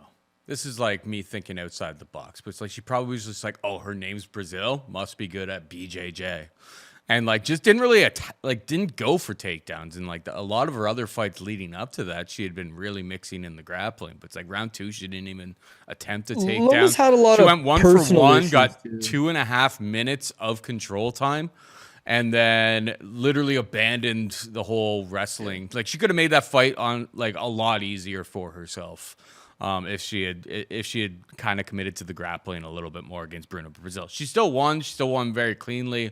Nobody was like crying anything by the time it went to the scorecards. But yeah, it kind of made the fight a little bit more difficult than it should have been, I think, for Luke Boomy. I mean, at the end of the day, yeah, Bruna Brazil hasn't really given us any good reason to think that she would be here and like deserves to be anywhere near like a top 15 type of situation. I mean, is this fight all that different from Belbita? Not really. Probably a pretty similar stylistic matchup for Molly. Completely agree. Yep. All right, we got Caolan Loughran taking on Jake Hadley. Loughran, a -200 favorite. Hadley can be had for +170. Gotta figure this is a pink slip fight for old Jake Hadley here. Obviously, missing weight a bunch of times at 125. Getting outpaced, out cardioed by Durden last time out here. Now they've got him moving up to 135. Do you think, can you foresee a career resurgence for Jake here? Or is the guy who on Contender Series they said was kind of mean, kind of a jerk, is this his his swan song here, his last time in the UFC? What do you think? Yeah, I kind of could honestly, Contender Series is right around the corner, and because the matchmakers openly don't like the guy, he's not bringing anything to the table, and he's on a 2-fight losing streak, both of which he was the favorite in. Yeah, no, it totally could be a pink slip fight. The only reason maybe it's not a pink slip He fight. took it on short notice. Yeah, he's taking on short notice. So I mean, initially I've got people will hate on me in the comment section. How do you say his name? Caolan Loughran? Loughran though? It'd be Loughran. I messed it up, and my but what's family's his, Irish, so you're Irish, but is it Caolan? Caolan? Is it Caolan? I think it's Caolan. We'll just call him Loughran. Loughran? Yeah. Okay. Sure. That's probably wrong. Hey, it doesn't matter. It doesn't matter. What I'm saying is, yeah, I like this kid. I think he brings a lot of physicality to the division. He comes forward, he tries to mix it up. He does not mind landing just big power shots on you and pressing forward, nasty right hand on him. His fight with Taylor Lapilus, he tried to take Lapilus down and Dan B the entire time. He couldn't get it or got 2 quick takedowns. Lapilus gets up, but for the most part, like I liked how strong he was in the clinch and how he's able to cut off a guy that's very mobile like Taylor Lapilus. When you look at his regional show career, yeah, he's just beating everybody. He's a very solid, good-looking prospect that's smashing through these guys. But I never fought a high-end guy. Taylor Lapilus is a high-end guy, very much so. And I thought he gave a pretty good account of himself for it being his UFC debut. Then his next fight against Angel Pacheco just washes right through him. Again, 3 takedowns, very physically strong, lands 140 significant strikes. His is like doesn't move his head a whole lot. You'll see him take a flush punch. Even Angel Pacheco landed 88 significant strikes and did some visible damage to his nose. So this guy's not exactly a slick Conor McGregor type, but he will take those punches and Charlie Ward you. Just keep coming forward, hopefully land something. All jokes aside, he's much better than Charlie Ward, but he's a tough guy more than he's a natural slickster. Jake Hadley, said he missed weight a couple times, only technically once, and it wasn't that Contender Series fight. But since then, when he actually has to make weight, he just looks awful. He looks awful on the scales. He looks awful at walking out to the fight. He looks awful in the fights. So moving up to 135 probably is better for him. But he's a weight bully. That's what made him good at 125. He's bigger. He's faster. Not faster, but he's bigger, longer. Even in this fight, he's moving up a weight class. He's an inch taller and has a 2-inch reach advantage. So he's a big man. Right? Not cutting weight will be good for him, but not cutting weight, taking a fight on short notice and going against this little Irish bulldog, if that's going to be a massive problem. I was in the venue live when he fought Cody Durden, and Durden, I can't put no more disrespect on that guy's name. He tough, dude. Yeah, Bruno Silva knocked him out. I'm not even gonna pat myself on the back on the one. Durden is tough and surprised me big time. But Durden muscles this guy around outside of an inverted triangle choke in the second round. He has very little success against Cody Durden, who takes him down at will, backs him up, lands solid shots, out hustles him. And Hadley's looking up at the clock, just so frustrated, like he's just defeated. You go back to his Alan Nascimento fight, out grappled, right? And he's looking up, he's just so defeated. So that last fight with Charles Johnson, I'm fading him in this spot and go with Charles Johnson for no other reason than this kid's not showing any resolve. He's not showing any gumption. He's not showing any, oh damn, dude, I lost that round. I got to do something different in the next. He's a straight front runner. If he wins the first round, yeah, maybe he can keep it going. If he knocks you out in the first round, great. But he's not someone that's going to overcome adversity. He's not going to someone that's going to strap up his boots and get to work. And I can't get behind that. So Johnson, yeah, stuffs his takedowns and outworks him. This fight with Loughran, it's the same thing. You're not physically strong enough to be taking down Charles Johnson of all people. It ain't going to work here against a much bigger, stronger guy. So now you're forced to stand. Outside of a nice body shot KO over Malcolm Gordon, like his technical boxing is not enough to withstand the constant forward pressure, the big overhand right, and then just Loughran eventually just muscling him up to the ground and taking him down. It's not an unwinnable fight for him, but the odds are stacked in his favor, are definitely stacked against him. And I would think for the matchmaking team, they already don't like this guy. And then look at this run, dude. He's been on a terrible run. Like Alan Nascimento, nobody wants to fight because his style is just kryptonic to everybody. Cody Durden's one hell of a fight, and then you come back with a Charles Johnson out, and Johnson's like probably positioned himself as a top 5 guy in the flyweight division right now. They're all tough fights. And instead of saying, hey, kid, don't worry, let's get you back on the right path, they give you a short notice fight up a weight class against like a pretty good guy. So puncher's chance, maybe, but Loughran can take one hell of a punch, dude. He's Irish, and he can take one hell of a punch. And then out muscling him, that's not going to happen. So where does lie the path of victory here for Jake Hadley? If it's not a quick submission or a quick knockout, can he withstand that pressure? Can he withstand that grind? I don't think so. So my money's going to be on the Irishman. Yeah, it's basically a Cage Warriors super fight. Former Cage Warriors 125-pound champion in Hadley versus former interim champion in Loughran. Both of them fought Luke Shanks. What did Shanks do against, let's see here. Shanks lost second round TKO against Loughran. And I thought I saw Shanks on this page here. Maybe I'm wrong. This is wonderful television, isn't it? Hadley. Well, I don't know. You're looking at something that probably doesn't matter. Some regional show guy they both he lost fought by a couple of years ago. Who and cares? Jake beat him by decision. I mean, it's completely irrelevant. I just was looking at like their the same matchup that they had against each other. No, most of it all kind of makes sense to me. Hadley coming up. I don't know if his plan was to come up to bantamweight here. His frame, I mean, 5 foot. I think he's like 5'7", 70-inch reach. Like his frame should fit right in, but it's not like he's had time off to like put muscle, optimize for this. It's gonna be a bit of a.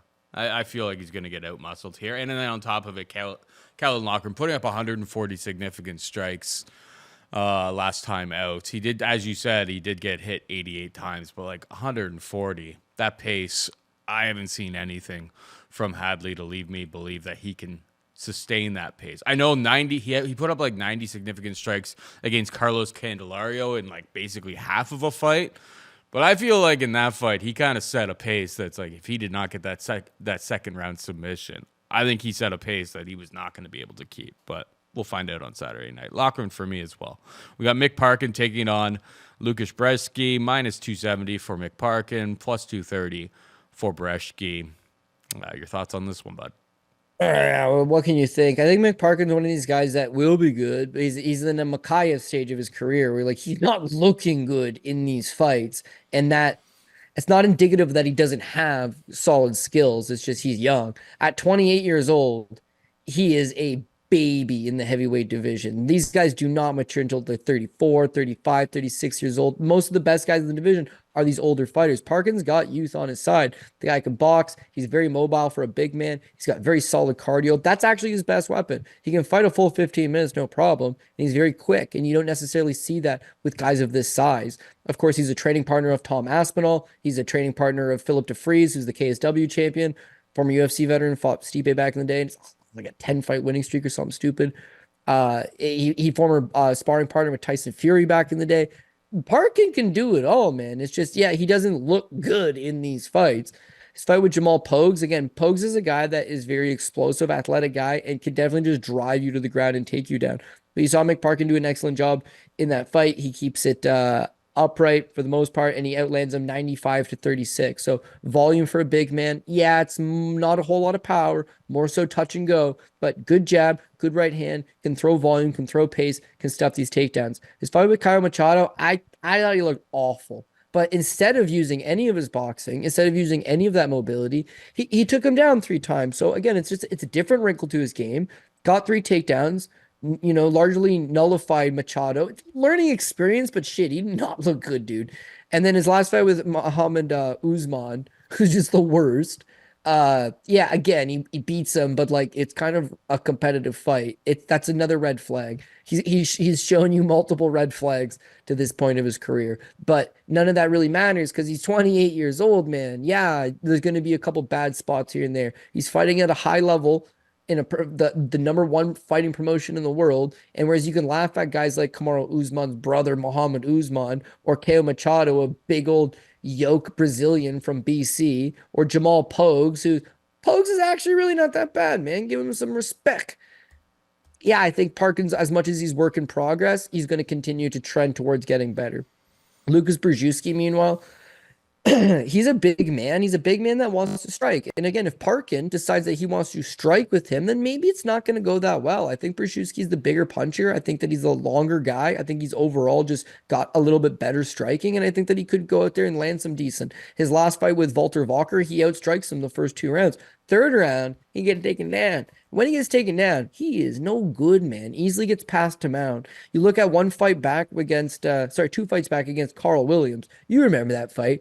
Williams just tosses him around, 8 takedowns. Okay. The guy looks at his corner. They're like, dude, you got to do something. And he just shrugs like, I don't know what to do. His grappling is abysmal. It's non-existent. And I think that is a giant flaw in his game. Waldo Cortez Acosta knocks him out in 3 minutes. Cortez Acosta has, I'm going to say, is that his only win? Yeah, it's his only win in the UFC by knockout of his 5. Not known for a power puncher in the slightest bit. He shells him up in 3 minutes. Carl Williams is a former 205er. He took him down 8 times. Martin Buday, even though he outstruck him 118-66, you might remember that fight. Super close and greasy where he just gets controlled up against the cage the entire time. His grappling is non-existent, dude. It's not there. So if you want to match him up with guys that can't grapple or won't try to grapple, yeah, good little striking battle. And I mean, he can take a punch and he can fight on, but his cardio is not very good. His ground game is not very good. And I feel like Mick Parkin fights the type of game plan where he's fast, he's mobile, he'll use his boxing, he'll try to get you to go forward. At some point, he level changes under something. At some point, he grabs onto a single leg. At some point, he drags the big man to the ground. And when he gets on top, that's when you'll see Brzeski ain't getting back up, dude. He's going to accept the positions. Time will tick off at the clock. If this thing is a close decision, we got Parkin is the hometown guy ever so slightly. Well, never ever so slightly. He's very much the hometown guy, but it's like that's a little extra slight edge. But as far as I'm concerned, we're giving up the striking advantage for the grappling advantage. The difference is that the striking advantage that we're giving up is not that marginal. You can strike, Parkin can strike, just Brzeski's a little bit better. The grappling advantage, it's huge. Brzeski cannot grapple at all, and Parkin can. He took down, the bigger Brazilian Caio Machado down 3 times. He had some good success there. He's getting better. His training partner is fighting for the heavyweight title, the world heavyweight title, who, by the way, is a pretty damn good grappler in a BJJ black belt. And Philip DeFries, same thing. KSW champion, BJJ black belt, almost all of his wins by submission. This guy's in the right place to get better and use that exact same game plan to great effect. So, yeah, give me Mick Parkin. Again, probably by decision. But who knows, man? Maybe you see a new wrinkle to his game and he submits Brzeski late in the fight. Probably not, but I can see it happening. If you could get some wild price on it, maybe a punt. Yeah, well, he's one of like Aspinall's main training partners, correct? Yeah. Yeah. I mean, that's probably, I mean, this is the biggest fight of Tom Aspinall's life. He's in there in the gym with him every single day, getting a lot harder rounds than I imagine anything Brzeski will be able to provide to him. But yeah, getting those takedowns is going to be huge for him because it has been pretty ugly for Mick. Like even that Kyle Machado fight, Ew. it was not pretty whatsoever. He was able to No. get a few takedowns, but he got soundly outstruck. I don't know. This at minus 270, it's not a guy that I am like racing to to spam as a favorite, but if he makes this fight a little bit easier on himself, utilizes wrestling and controls we've seen over and over again. That's like Brzeski gets taken down a lot, and like Parkin will have like at least a 30-pound on fight night, probably like a 40-pound advantage over Brzeski. Like Brzeski tips the scales at like 238 or whatever. Parkin's a natural like 265. So not natural. I don't know. He may even cut a little bit of weight. That's why I said like 40 pounds. He may, cut like 10 pounds. He could be like a 270-pound man. Use that weight to your advantage. Make it ugly. It's early enough on the card that there may be a little bit of boo birds out there for it being like a boring wrestling match, but it's your easiest path to victory as far as I'm concerned. Yeah, the order of these fights are a little bit out of order. I was just looking at like the actual schedule. Every single time I go onto different websites, it just seems like nobody, until you get to like later in the week, like Saturday, nobody's on the same page anymore with with the order of these fights. It seems. We got Preston Parsons taking on Oban Elliott.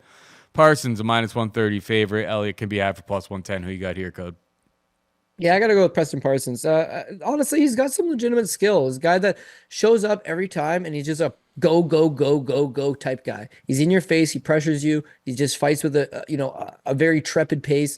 And his cardio is not cast iron, but it's just because of the amount of sheer effort he's putting into everything. We looked at that Hydra meal last week. It was a solid dog hit for like no other reason than the guy fights for it, dude. He's always going to be coming forward and trying to do the damn thing. And that's what I can also appreciate from Preston Parsons. His striking is not very good, but because he's throwing full effort, meat intentions, he definitely hits hard. It's just, it's a work in progress. But his ability to grind on you, grapple you, and eventually just suck the energy straight from your body, take you out of there, I don't mind it. Debut against Daniel Rodrigues, that's a tough one up a weight class. Since then, Evan Elder, 4 takedowns, looked good in that fight. The Trevin Giles fight, Trevin Giles not that good, so you could definitely say it's not a good one, but 3 takedowns, and like, you could make a solid argument that he should have won that fight. Unfortunately, the judges didn't agree, but I mean, he got some good work in. It's just he's still a work progress. He's still figuring it out. That last fight with Matthew Semmelsberger, I think that's where you're starting to see this best version of him start to show out. He outlands him 47-28, but it's the 7 takedowns. It's the constant threat of the submission game, and his cardio looked pretty damn good. So if he's going to shore that up, and he can now take opponents into those deeper waters and thrive himself, he's going to be a problem. Again, this is a guy that's going to be looking to routinely take you down and punish you, and I can appreciate that style. Oban Elliott, it seems like the same thing. On the regional scene, he's best when he's taking guys down and he's able to control them. His fight with Kike Brito on the Contender Series, he got 4 takedowns. It looks solid. I would say that his grappling game overall is not as good as Preston Parsons, but they are similar in that fashion. It's a fight with Val Woodburn in his debut. So we all know Val Woodburn as being absolutely awful. Woodburn drops him, dude. He is on shaky legs, eventually just relies on the fact that he can take Val Woodburn down, but then settles for going 3 full rounds with him. So to me, it's like his grappling is good, but not great. Just like Brett Johns, right? Fellow Welshman. Brett Johns has got solid grappling. Then when you match him up with these All-American wrestlers or these tough, rugged guys from Dagestan, he's not grappling with those guys anymore. It's no longer on the table for him. Tyler Diamond, he's not going to do it anymore, right? To me, it's like he's relied on it on the regional scene and he's got away with it. In his UFC debut against Val Woodburn, he relied on it and got away with it. But again, now you're jumping up in competition. Now you're taking on a guy that stuffs your takedowns, if not takes you down. So in a battle of 2 grapplers, if Parsons is the one taking him down, establishing top control, that's who's going to win this fight. That's who you want. If the fight doesn't end up on the ground, Oban Elliott is also not a very good striker. So whereas Preston Parsons is a work in progress, he hits so goddamn hard that seeing Elliott rocked like that by Val Woodburn, I think it's most definitely on the table that Parsons could just rock him with something. He could drop him and submit him. He could just rock him and then use that to get under and take him down. But in all scenarios, if his cardio is good and it's trending towards he's fixed up a lot of it and he can push that pace, I just don't see Elliott swimming with him. And I know Munit's coming in on Oban Elliott, like the line shifting in that direction, but I couldn't tell you why. Maybe because it's in Europe, they're going to favor the European guy. Maybe because, as you and I talked about throughout the show, the time difference and the culture and, the jet lag and this and that, like maybe those are reasons for it. But strictly on a stylistical clash, give me Preston Parsons, who's fought bigger guys. He's fought better guys. He appears to be the better grappler. He's got maybe the path of victory that he could knock him out. And the line's only like minus 135 at this point. Cool. I'm in on Preston Parsons. Can't make him a lock this week. I get it's a greasy fight on the prelims, and this could be headlining a Cage Warrior show. Nobody would bat their eye. But for my money's worth, yeah, no, I think it's a generous line, and I'll be playing him. I guess the question... it doesn't really add up either. Yeah, I don't really understand the Oban Elliott love, to be perfectly honest. He got taken down twice too by Woodburn. Like this is that's a what joke. I'm saying. Is that like literally was about to say? Is that getting taken down by Val Woodburn? Red flag. Maybe one of the biggest red flags. I mean, Val Woodburn is an absolute tank, but the guy doesn't really have any, he just kind of muscled him down.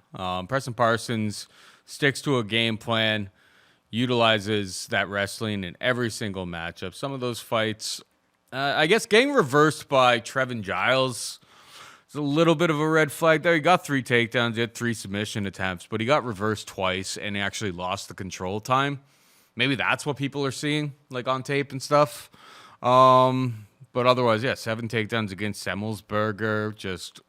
kind of absolutely bodied him. Evan Elder got a win, dominant win, albeit a very, very, cupcake matchup for him. Absolutely dominated Evan Elder in that matchup as well. He did get knocked out by Daniel Rodrigues. D-Rod pretty good.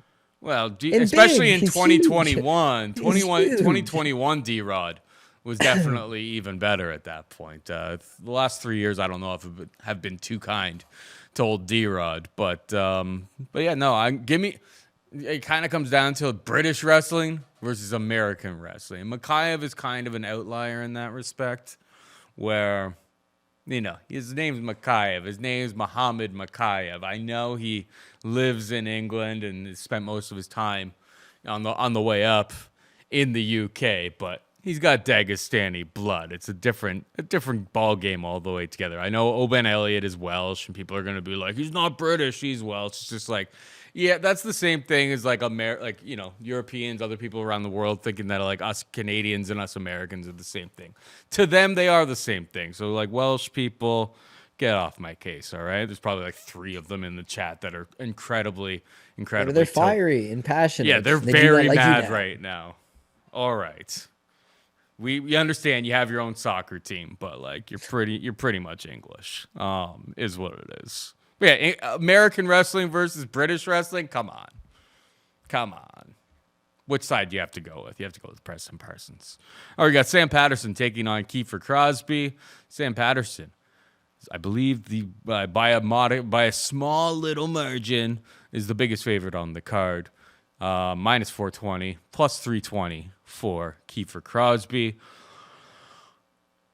I look at Sam Patterson, Cody, you can see up on the screen right there. Look at that guy's neck. Doesn't that look so chokeable? Luckily for him, Kiefer Crosby does not have that in the tool shed. But somebody is going to latch on to Sam Patterson's giraffe neck and absolutely just... put him away. Luckily, but Kiefer Crosby really came in on short notice, kind of did the UFC a favor. He's your classic Irish barroom brawler type of style. I don't see full out skills. He's gonna come out there. He's gonna try to bomb away at you. I suppose he's got a puncher's chance. Everyone in MMA has a puncher's chance, but more often than not, Sam Patterson probably finds a way to get to the canvas. He's got a huge frame. I don't know if he uses the striking as well as he could, but he does have a very crafty submission game when he gets it down there. Seems like a cupcake matchup for Sam Patterson to get the job done. But I will be waiting for an opportunity, Cody, to find somebody to grab that giraffe neck, because it just looks so strangleable. But it will not be Kiefer Crosby. What's your take here? Yeah, no, you're right and you're wrong. He's got a long neck, but he's actually a BJJ black belt. His grappling's slick, right? What it does hinder him is his head's so high up in the air that these guys just come right over the top and hit him. And he doesn't got a great chin on him. Both of his career losses, Hardeep Rai back in 2017, first round knockout, and the fight with Yadel Ashmu's first round knockout. His head's way up there. So Kiefer Crosby's not going to grab his neck and choke him out, but Kiefer Crosby swings for the fences. And quite literally the only thing he's got is some decent power and and he's a willingness to throw that power. So I hope that they make this fight, because as you mentioned, bet order always changes. I hope it's early, so if I'm gonna get stiffed on a Sam Patterson bet, I can at least rebuild something.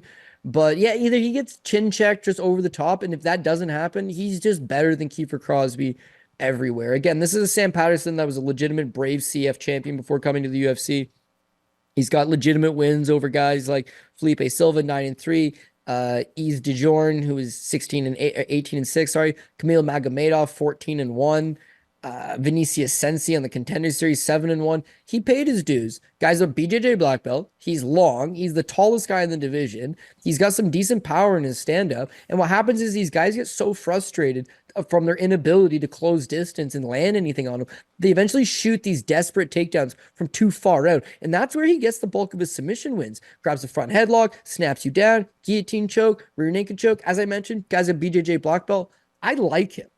But keep in consideration, I took a bath on this guy in the Yanel Ashmoos fight because he got chin checked. And people gave you plus money on him versus Johan Lioness for no other reason than Lioness throws bombs and Patterson's chinny. But he's able to navigate those waters. He realizes the same thing. Don't get into these gunfights. Be smart. Use that distance. Cause the guy to overstep and make a mistake. Get these fights to the ground. When he does get these fights to the ground, that's where he makes it happen for himself. Kiefer Crosby, keep in mind this guy was 6-5 as an amateur, so not a great amateur fighter. His Bellator record is 4-3, so wasn't a good Bellator fighter either. And now he's signed short notice to the UFC, loses his debut, sits almost a full year out, and is now having his second fight. He will 100% be cut unless he puts on one hell of a performance or wins. He's just a floating contract. They didn't mean to sign him. They needed somebody in a local European show. He stepped in. Now it's been over a year. They're throwing him back out there. But to his credit, listen, Kevin Joussette's a step up, but he failed. Georgi Karahanyan, savvy veteran of the Bellator game, and he failed. Choked out in the first round. Charlie Leary, he was a huge favorite over. The doctor stoppage after the first. This Amick Furtado, he took a split decision over him. He was a -350 over Furtado. Mm-hmm. So he's never been good. He's never been good. But he's a tough Irishman who's willing to throw down, and I guess that in itself makes him somewhat dangerous. I think Patterson does an excellent job of navigating the dangerous waters early, eventually catching him with some jabs, some front kicks up the middle, cause this guy to overstep into something, drag him to the ground. That's where he's going to get the submission win. So Patterson maybe by TKO as well if he just flattens him out and keep punching, but I would say the submission victory is more likely on the table. Patterson by submission is how I see this one going down. Under 1.5, I could very well see that too. But again, it might be late in the second round, and then you'd be kicking yourself in the ass for taking the under 1.5. So under 2.5, fight doesn't go the distance. Patterson inside the distance. Patterson by submission. Patterson straight up. That's all the views that I'm looking at. Patterson by sub is already into the minuses at this point. Yeah, so probably not. I know. The best look. Do you see the picture that Jared threw up there? That neck. I don't care if he's a black belt, Cody. You get him in there against another black belt. Another black belt, and that neck is just screaming, choke me. Right. Choke me, daddy. That got dark. Is it screaming that, Paul? that got dark real fast. All right, let's move on. We got Shauna Bannon taking on Alice Ardelian. Bannon, -160 favorite. Alice can be had for +140. I will be honest with you, Cody. I haven't looked into Alice Ardelian. She's 9-5. You don't know her? For real? I legit have no idea who this person is. I made the graphic. I put her picture in. It was pretty difficult finding a half decent photo for her. I know that Bannon is awful, and I just look at it and go like, how bad? Like, is Alice missing like a limb or something? Tell me all about Alice, and should I be considering waging on her this weekend? Because I don't know. Bannon with a minus next to her name is pretty scary. What's your take here? Yeah, well, that's the only reason that you would probably bet her is just the CF model. Like, why would you bet Sean Bannon as a favorite against anybody, let alone a minus 220 favorite against anybody? So I'm going to agree with you, man. I see that there's a lot of kind of red flags in this matchup that I don't like. The thing with at least Arden or Alice Arden is that Bannon was supposed to fight Ravina Oliveira. Ravina Oliveira pulls out, and there's not really a whole lot of winnable fights for Bannon on the roster. Who's she going to fight?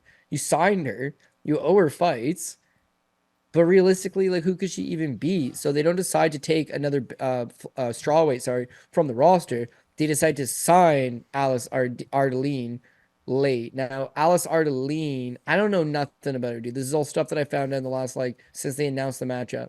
She's 32 years old, Romanian fighter, now lives, I believe, in New Zealand. She's like a TikTok star. She got like 500,000 followers on TikTok and Instagram. She has an OnlyFans account, even though she's gross. Like, if you look at her, she's gross. But she's got like this OnlyFans account where she puts like explicit content up. They say she's a comedian. Yeah, and I try to watch a couple clips, and to me, it's not funny. It's not funny. I don't know who this chick is. There's zero appeal to her. She's got crazy eyes in these videos. I don't make the decisions. The world makes the decisions, and they like her. She's over. She's got this massive following. So you look at her career, and she's trash. The fights aren't good. Or she's not good. And the girl she's fighting, wow, she lost to Zhang Weili. That's kind of cool. But outside of that, it's like she's not really fun. I shouldn't say that. That's a lie. Okay. So this is, you'll see the red flags as I go through it. She lost to Diana Belbita in 2014 by armbar in Romania. Okay. Diana Belbita has no grappling. She has no grappling now. She's better grappling now than she had. Like, back then she had nothing. Absolutely. Yeah. Since she moved to Canada and Caolan and House of Champions and multiple fights in the UFC, no doubt her grappling has gone way better. Is she still getting thrown around by girls like Molly Meatball McCann? Yes, but her grappling has gone way better. But back 10 years ago, it was completely non-existent, and she got submitted by her, okay? You remember Christina Stanciu? Oh, yeah. Only an old school guy. Yes, you would remember because we've been doing this show for so goddamn long. Christina Stanciu beats her on a split decision, right? So as far as Romania goes, she's not one of the better girls in Romania. She finds a career after fighting. Again, Zhang Weili making the second round. That's admirable, but that fight's 8 years ago. Since then, she toiled around. It's a couple exhibition fights. The girls are 3-4, 0-1, 2-0, 0-3 her last time out. I just don't think she's very good because she has the following. This is a great opportunity for the UFC. She's bringing a ton of extra exposure that wouldn't otherwise be there. Whereas they say, oh, influencer boxing, stupid. They see that these influencers have big pull. And in this case, I can throw on a legitimate UFC fight with essentially what's an influencer against a girl that's like a notch above being an influencer. It's a fair fight. It's relatively a competitive fight. Neither girl should be signed to the organization, and that's what makes it fair and competitive. So, yeah, that's what it is. Can she fight? Yeah, whatever. She knows how to fight, same way Jake Paul knows how to fight. But at some point, when matched with someone her size, probably not going to go great for her. Now, she has fought at 125 in the past, and I think that's the one thing I'm kind of getting stuck on with Ben and Sean O'Bannon. Is like, this girl is probably bigger and stronger than her. And what we saw Bannon in her UFC debut, like, she was so lost against Bruna Brasil, just no ability to switch to a plan B, waited far too long to get her grappling going. But that is the reason I'm taking her, is that grappling. And so again, watch her on the regional scene, is she's live or die by the grappling. She's 9-3 as an amateur, tons of amateur experience. And then all of her fights, right? Both of her regional show fights, second round TKO and a first round ground and pound off the takedown. Her fight in Invicta against Nadia Vera, takedown. Carrie Easom takes her down and grinds her out. Mina Crusader takes her down. She's 3-0 in Invicta. And that's her final fight there. And then she jumps into the UFC against Bruna Brasil. In that Bruna Brasil fight, she shot 0 takedowns. Why would that be? Why would that be? But sometimes you see that with debuting fighters in the UFC. What got them there is then they get gun shy or they get stuck in the moment or Bruna Brazil's just that much better than you. You start to lose confidence and the bright lights are shining and all these things are around you and it's no good and you don't execute the game plan. But late in that fight when she started to have a little success, I think that was the light bulb moment that's like, I need to get going quicker. I need to force my hand quicker. That's what she should do here against Alice Ardeline. She should try to take her down. She should press her up against the cage. The striking should be remotely competitive. Bannon's not a great striker by any means, so I don't want her to utilize that as the plan A, but strike with her here and there if need be, but you're going to have to take her down. If you can, great, we're money here, just like the old times. But if not, yeah, it's going to get greasy because Ardeline's slightly bigger, a little bit stronger, and she may be the better striker. We don't know yet at this very moment. So she can sprawl out these takedown attempts and keep it standing, then that plays in her favor ever so slightly. So honestly, dude, just this fight's hard to like from any standpoint. If you're on Ardeline's side, how could you like it? If you're on Bannon's side, how could you like it? The line seems way off. And whereas I think the over is the move here, it's like it's not a good price for what you're getting out of it. So sorry I don't have like a hard stance on it, but I'm gonna take Sean O'Bannon and at minus 220, it's atrocious. Not minus 220, Would it's try minus to 160. There's been action coming in the last 3 days. okay. They Yeah, probably well, watched that makes They sense. probably watched Alice's Instagram and got too excited here. I'm looking at these videos like I've been like kind of scoffing while you've Anything been you talking. like, I don't get This it. I is just so don't get it. outrageous. They're all like weird sexual, like she'll find something that isn't sexual, like something pouring like white or like everything is like it's like ice cream, squirter or something, and then it cuts to her face and she's got like a weird face. But I'm obviously not listening to it with any audio or anything, but it is so bizarre It doesn't get any better. that I'm like, okay, it could be kind of funny. So I was like, it could be kind of funny if you were like early sexual early deviant? 20s or something like that. And then I look and she's 32, so it's like, I don't know. I can't. This says everything about our society, to be perfectly honest. As I scroll through this and I watch these videos on mute, if that's what it takes to get 550,000 followers on Instagram, then I don't want 550,000 followers on Instagram. I'm never gonna make it, bro. I'm never gonna make it if that's what you gotta do. And TikTok is frankly the dumbest of all of these. And she's got 3 million followers on TikTok from posting these really, really dumb videos. I mean, it's probably paying her bills. Good on her for figuring it out. Good on her. But Good on her. No doubt. It No is. doubt. But I'm not the This target ain't it. demographic. I will say that. Right. All right, let's finally move on to Modestas Bukakas taking on Marcin Prachnio. Modestas a minus 150 favorite. Marcin can be had for plus 130. I kind of like Modestas here. Modestas, since coming back to the UFC, I feel like maybe he's righted his wrongs, figured it all out. Kind of not figured it all out, but Petrino obviously absolutely laid him out. Nah, Modestas is in super, super close fights. Never mind. The more I think about it, everything about this screams that like it's gonna be close. Marcin could, in theory, edge him out on volume, and I can understand why there's some action coming in on Marcin Prachnio, to be perfectly honest. I think skill for skill, I think Modestas may actually be a little bit more technical. But neither one of these guys has like any sort of like serious knockout power. Not exactly explosive finishers by any stretch of the imagination. So if it turns into a 15-minute striking affair between the two of them, and Marcin lands 100 significant strikes, and Modestas lands 70 significant strikes, you're kind of relying on the judges to get it right. Probably not a fight that I plan to get too invested in, but the more like as I kind of like look into it, the volume definitely leans slightly on the side of Marcin Prachnio. Neither guy really puts in any sort of wrestling whatsoever. So I can understand the action coming on Marcin. Am I going to bet it myself? I'll stand by for confirmation. Probably not. There's 14 fights on this card. I don't really have to force anything, but I guess Marcin will be the pick. Yeah, again, I'm hoping this one's early to get it out of the way if I'm going to lose, because I think I'm just going to ride up on Pragnio here. You can't have any real type of faith, but at some point you got to bite the bullet and take some people that your gut tells you to go with. And I've seen, for my money's worth, I think Marcin Pragnio will be one of them. Again, listen, Modestas Bukauskas, this is a second do-over in the UFC. The first time around did not go good. Knocked out by Jimmy Crute. That didn't age very well. Got his knee blown off by Khalil Roundtree, and then had lost to Prince Mikhail Oleksiejczuk. It's not that he's not a bad striker. It's that he doesn't throw a whole lot of volume. It seems like he throws combinations, but the first two punches miss generally, and the third one might land. You said that the volume ever so slightly edges Pragnio, but it's double. This guy lands 3.28 significant strikes landed per minute. Pragnio would be rocking a 5.61. Like, again, he very much doubles up Bukauskas. Bukauskas' career high in the UFC was 58, put up against Mikhail Oleksiejczuk, which he lost. His next highest is 56 in that Zach Pauga fight, which we'll talk about in a minute.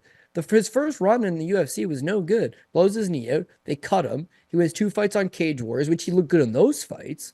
But then since coming back to the UFC, he beats Tyson Pedro in a fight that I didn't think he looked good. Tyson Pedro took him down twice. Tyson Pedro, technically speaking, outstruck him 45-44, but Pedro's no good, has since retired, and doesn't have deep cardio. So Bukauskas edges that one out. Then he takes on Zach Pauga. Zach Pauga has proven that he is absolutely no good. And yet in that instance, Pauga outstrikes him 67-55 and took him down. I thought Pauga won. People I talked to thought Pauga won. Judges didn't agree. They gave it to Bukauskas. So yeah, he's 2-0 in his return to the UFC, but he's not looked good. And then his last time out against Vitor Petrino's very limited. We know that. And again, Petrino just takes him down in the first round, neutralizes him. He's got no ability to get back up. He's no volume when he is standing. He looks super gun shy in there. And then the second round, left hook from hell just blasts him out of there. That's the third time he's been TKO'd or knocked out in the UFC. I'll give him a pass on the knee injury one against Khalil Roundtree, but straight up knocked out by Jimmy Crute, who knocked him down twice, and then Vitor Petrino, who knocked him out. Outworked and backed up by Zach Pauga. Very worrisome. No knockdowns by nothing in any fight by Modestas. Which is like, if you're going to fade Pragnio, you want to have a guy with a little bit of pop on those hands, because like the chin has been checked multiple times, but Modestas hasn't really done that in any of his fights. Like, I can't even recall him really even like staggering or like rocking anybody. Nobody like that. He's a striker, but he's just like your stock right off the yard striker. Like there's no real variable to his game. He's not throwing in big combinations. He's not landing volume. He's not, outworking you, so to speak. He doesn't have big power. He likes to throw kicks, but a lot of the time it's just like, it's flim flam. It's just to show that you're doing something. He's got a 4-inch reach advantage over Pragnio. So I'm not saying this is a walk in the park, because Pragnio's going to have to walk into a couple shots to get into his distance, but once he does that, we're fine, man. This guy's got a long Kyokushin karate background, loves to strike. When you look at his best performances, oh yeah, chin check, awful in the Sam Alvey fight. He got knocked out by Magomed Ankalaev. We'll give him a pass there. And then slow Mike Rodrigues blasts him. All bad. But since then, because that's 2020 is the last time he'd been finished. Or last time he'd been knocked out, sorry. Since then, it's like, man, he doubled up Khalil Roundtree, struck him 102-49. The same Roundtree that blows right through Modestas Bukauskas. Pragnio shows no respect to him, backs him up. That one aged well. His fight with Felipe Lins, that guy's a former heavyweight. He went the distance with him and outstruck him 74-64. Despite giving up 4 takedowns, he still lands 74 significant strikes. That's volume. Vitor Petrino took him down 4 times. He still outstruck Vitor Petrino 55-44. It's volume. When he's standing, all he's doing is bringing the pain. These guys resort to plan B, which is take him down and neutralize him. That's not going to happen with Modestas Bukauskas. He's just going to be there waiting for this guy to blitz and come in and throw 2, 3, 4, 5 punches in a row. Just outstruck Devin Clark 101-53. And he took down Devin Clark just for good measure, former college wrestling standout. Pragnio looked terrible 4 years ago. Since then, he's finding his own. He's finding his groove. His cardio is vastly improved. His durability seems to be okay. Defensively, he's a little bit better. Offensively, he's as good as he's ever been. And this is a fight where he doesn't really have to worry about his defensive grappling for the first time. Facing a guy that's got a career high of 58 significant strikes landed in the UFC. And is, for my money's worth, looked bad in all of his UFC fights. You can say, oh, he looked good in the Tyson Pedro fight, but you're wrong, man. You're wrong. Anybody can look good. You want to come beat me up? You'll look good doing it. You want to fight a quality top 15 guy in the UFC? There's a giant difference. Oh, beat Tyson Pedro. Robbed Zach Pauga. Yeah, okay, dude, sure. Prachnow's at least mixing it up with good guys and having mixed results, but I think he's getting better. I think he's got the volume game. I think he's got the sheer power. If one of these guys get knocked out, it's going to be Prachnov, clipping Boskowskis. If one of them is just going to land more volume and this thing goes to the third round and picks up the decision, I think it's going to be Prachnov. And again, I just think maybe Prachnov mixes in a takedown like he did in the Devin Clark fight. Like maybe he surprises Modestas, and Modestas off his back is a fish out of water. He never does nothing. So I know I sound like I'm passionate and I'm really locked in and I'm really confident. This is a greasy ass fight. Free but it's money a greasy ass is fight. what I heard. Free money. Free money. We're gonna go with back up the Marcin bus. Prachnov in back that up free the money Brinks truck. Yeah. No, I think that all makes sense. And like even like going a little bit deeper into Modestas Bukauskas' careers, like a lot of like the finishes that he has had on the regional scene are like Martine Hamlet, who we know from PFL is like a aggressive wrestler who puts it on you in the first 2 rounds, and then the cardio is like absolutely brutal. He finished him in the 4th round. So when the guy gassed, I don't know if I even have to go back and watch that. I can kind of picture what probably happened in that matchup. Is that he was probably taken down, controlled, neutralized, and then Martine Hamlet's cardio fell off an absolute cliff. What's his other finish here? Chuck Campbell, who's 7-4. That got him back into the UFC. That was in round 4 as well. So it's like he's more of a hang around, put up volume, hang around, beat guys with suspect cardio late in fights. But Prachnov has shown us multiple times it's like he's got at least 3-round cardio. This is a 3-round fight, and he can put up 100 significant strikes in that time. So not only 100%, that, but it's a dogger pass fight. Modestas' last fight with Vitor Petrino knocked out by Vitor, okay? The one with Khalil Roundtree, his knee blows out. Well, we won't fault him. Jimmy Crute knocks him out 2 minutes into the first round, including 2 nasty knockdowns. And then look at this John Redmond. John Redmond, 2016. John Redmond's 5-11, and he's 2 weight classes smaller than him. And he knocks him out in 1 minute and 12 seconds. So, like, he doesn't got durability. He doesn't got pace. He doesn't have KO power. He doesn't have a submission game. He's quite literally just going through the motions. You can get dog money on anybody on the roster against him. You take it. The fact that Prachnov has actually got redeeming qualities is just a plus. Love it. All right, we're just about out of time here, Cody. But before we go, hit him with the PRP. That was the last fight, eh? Yeah, sorry, your order's so out of whack. I took it off of FightOdds.io. I went from top to bottom on FightOdds.io, but like now that I look at the order on like when I made the boards originally and put them into the order, which I put them in order, so Jared knows which order to go through for when I introduce each fight. He knows that the next graphic is going to be up. But it's like now that I look at like ESPN. Like, the order's way off. Because, like, Manel Kape versus Mokaev is on the early prelims and so on and so forth. Yeah, that one's weird. It's a damn mess, on the main card. That fight was on the main card, and then they moved it to the prelims. And then, like, 2 days later, they moved it from the prelims to the early prelims. And again, I don't know if it was Mokaev wanted to fight earlier or the time difference or somebody's big in a market that wanted to watch it at this time. I don't know the reasoning, but it's not your fault, dude. This stuff gets... Manel Kape is from Portugal? Is he big in Portugal? Yeah, I mean, like, but I don't... Where was he born? He's from Angola. Maybe Angola? they want to put him on the prelims so that Dagestan and for Angola to tune in. I don't know. I don't know why they do any of these things. They're having a damn, a card at regular Pacific time over in the UK. It's nuts. It's wild. But I understand.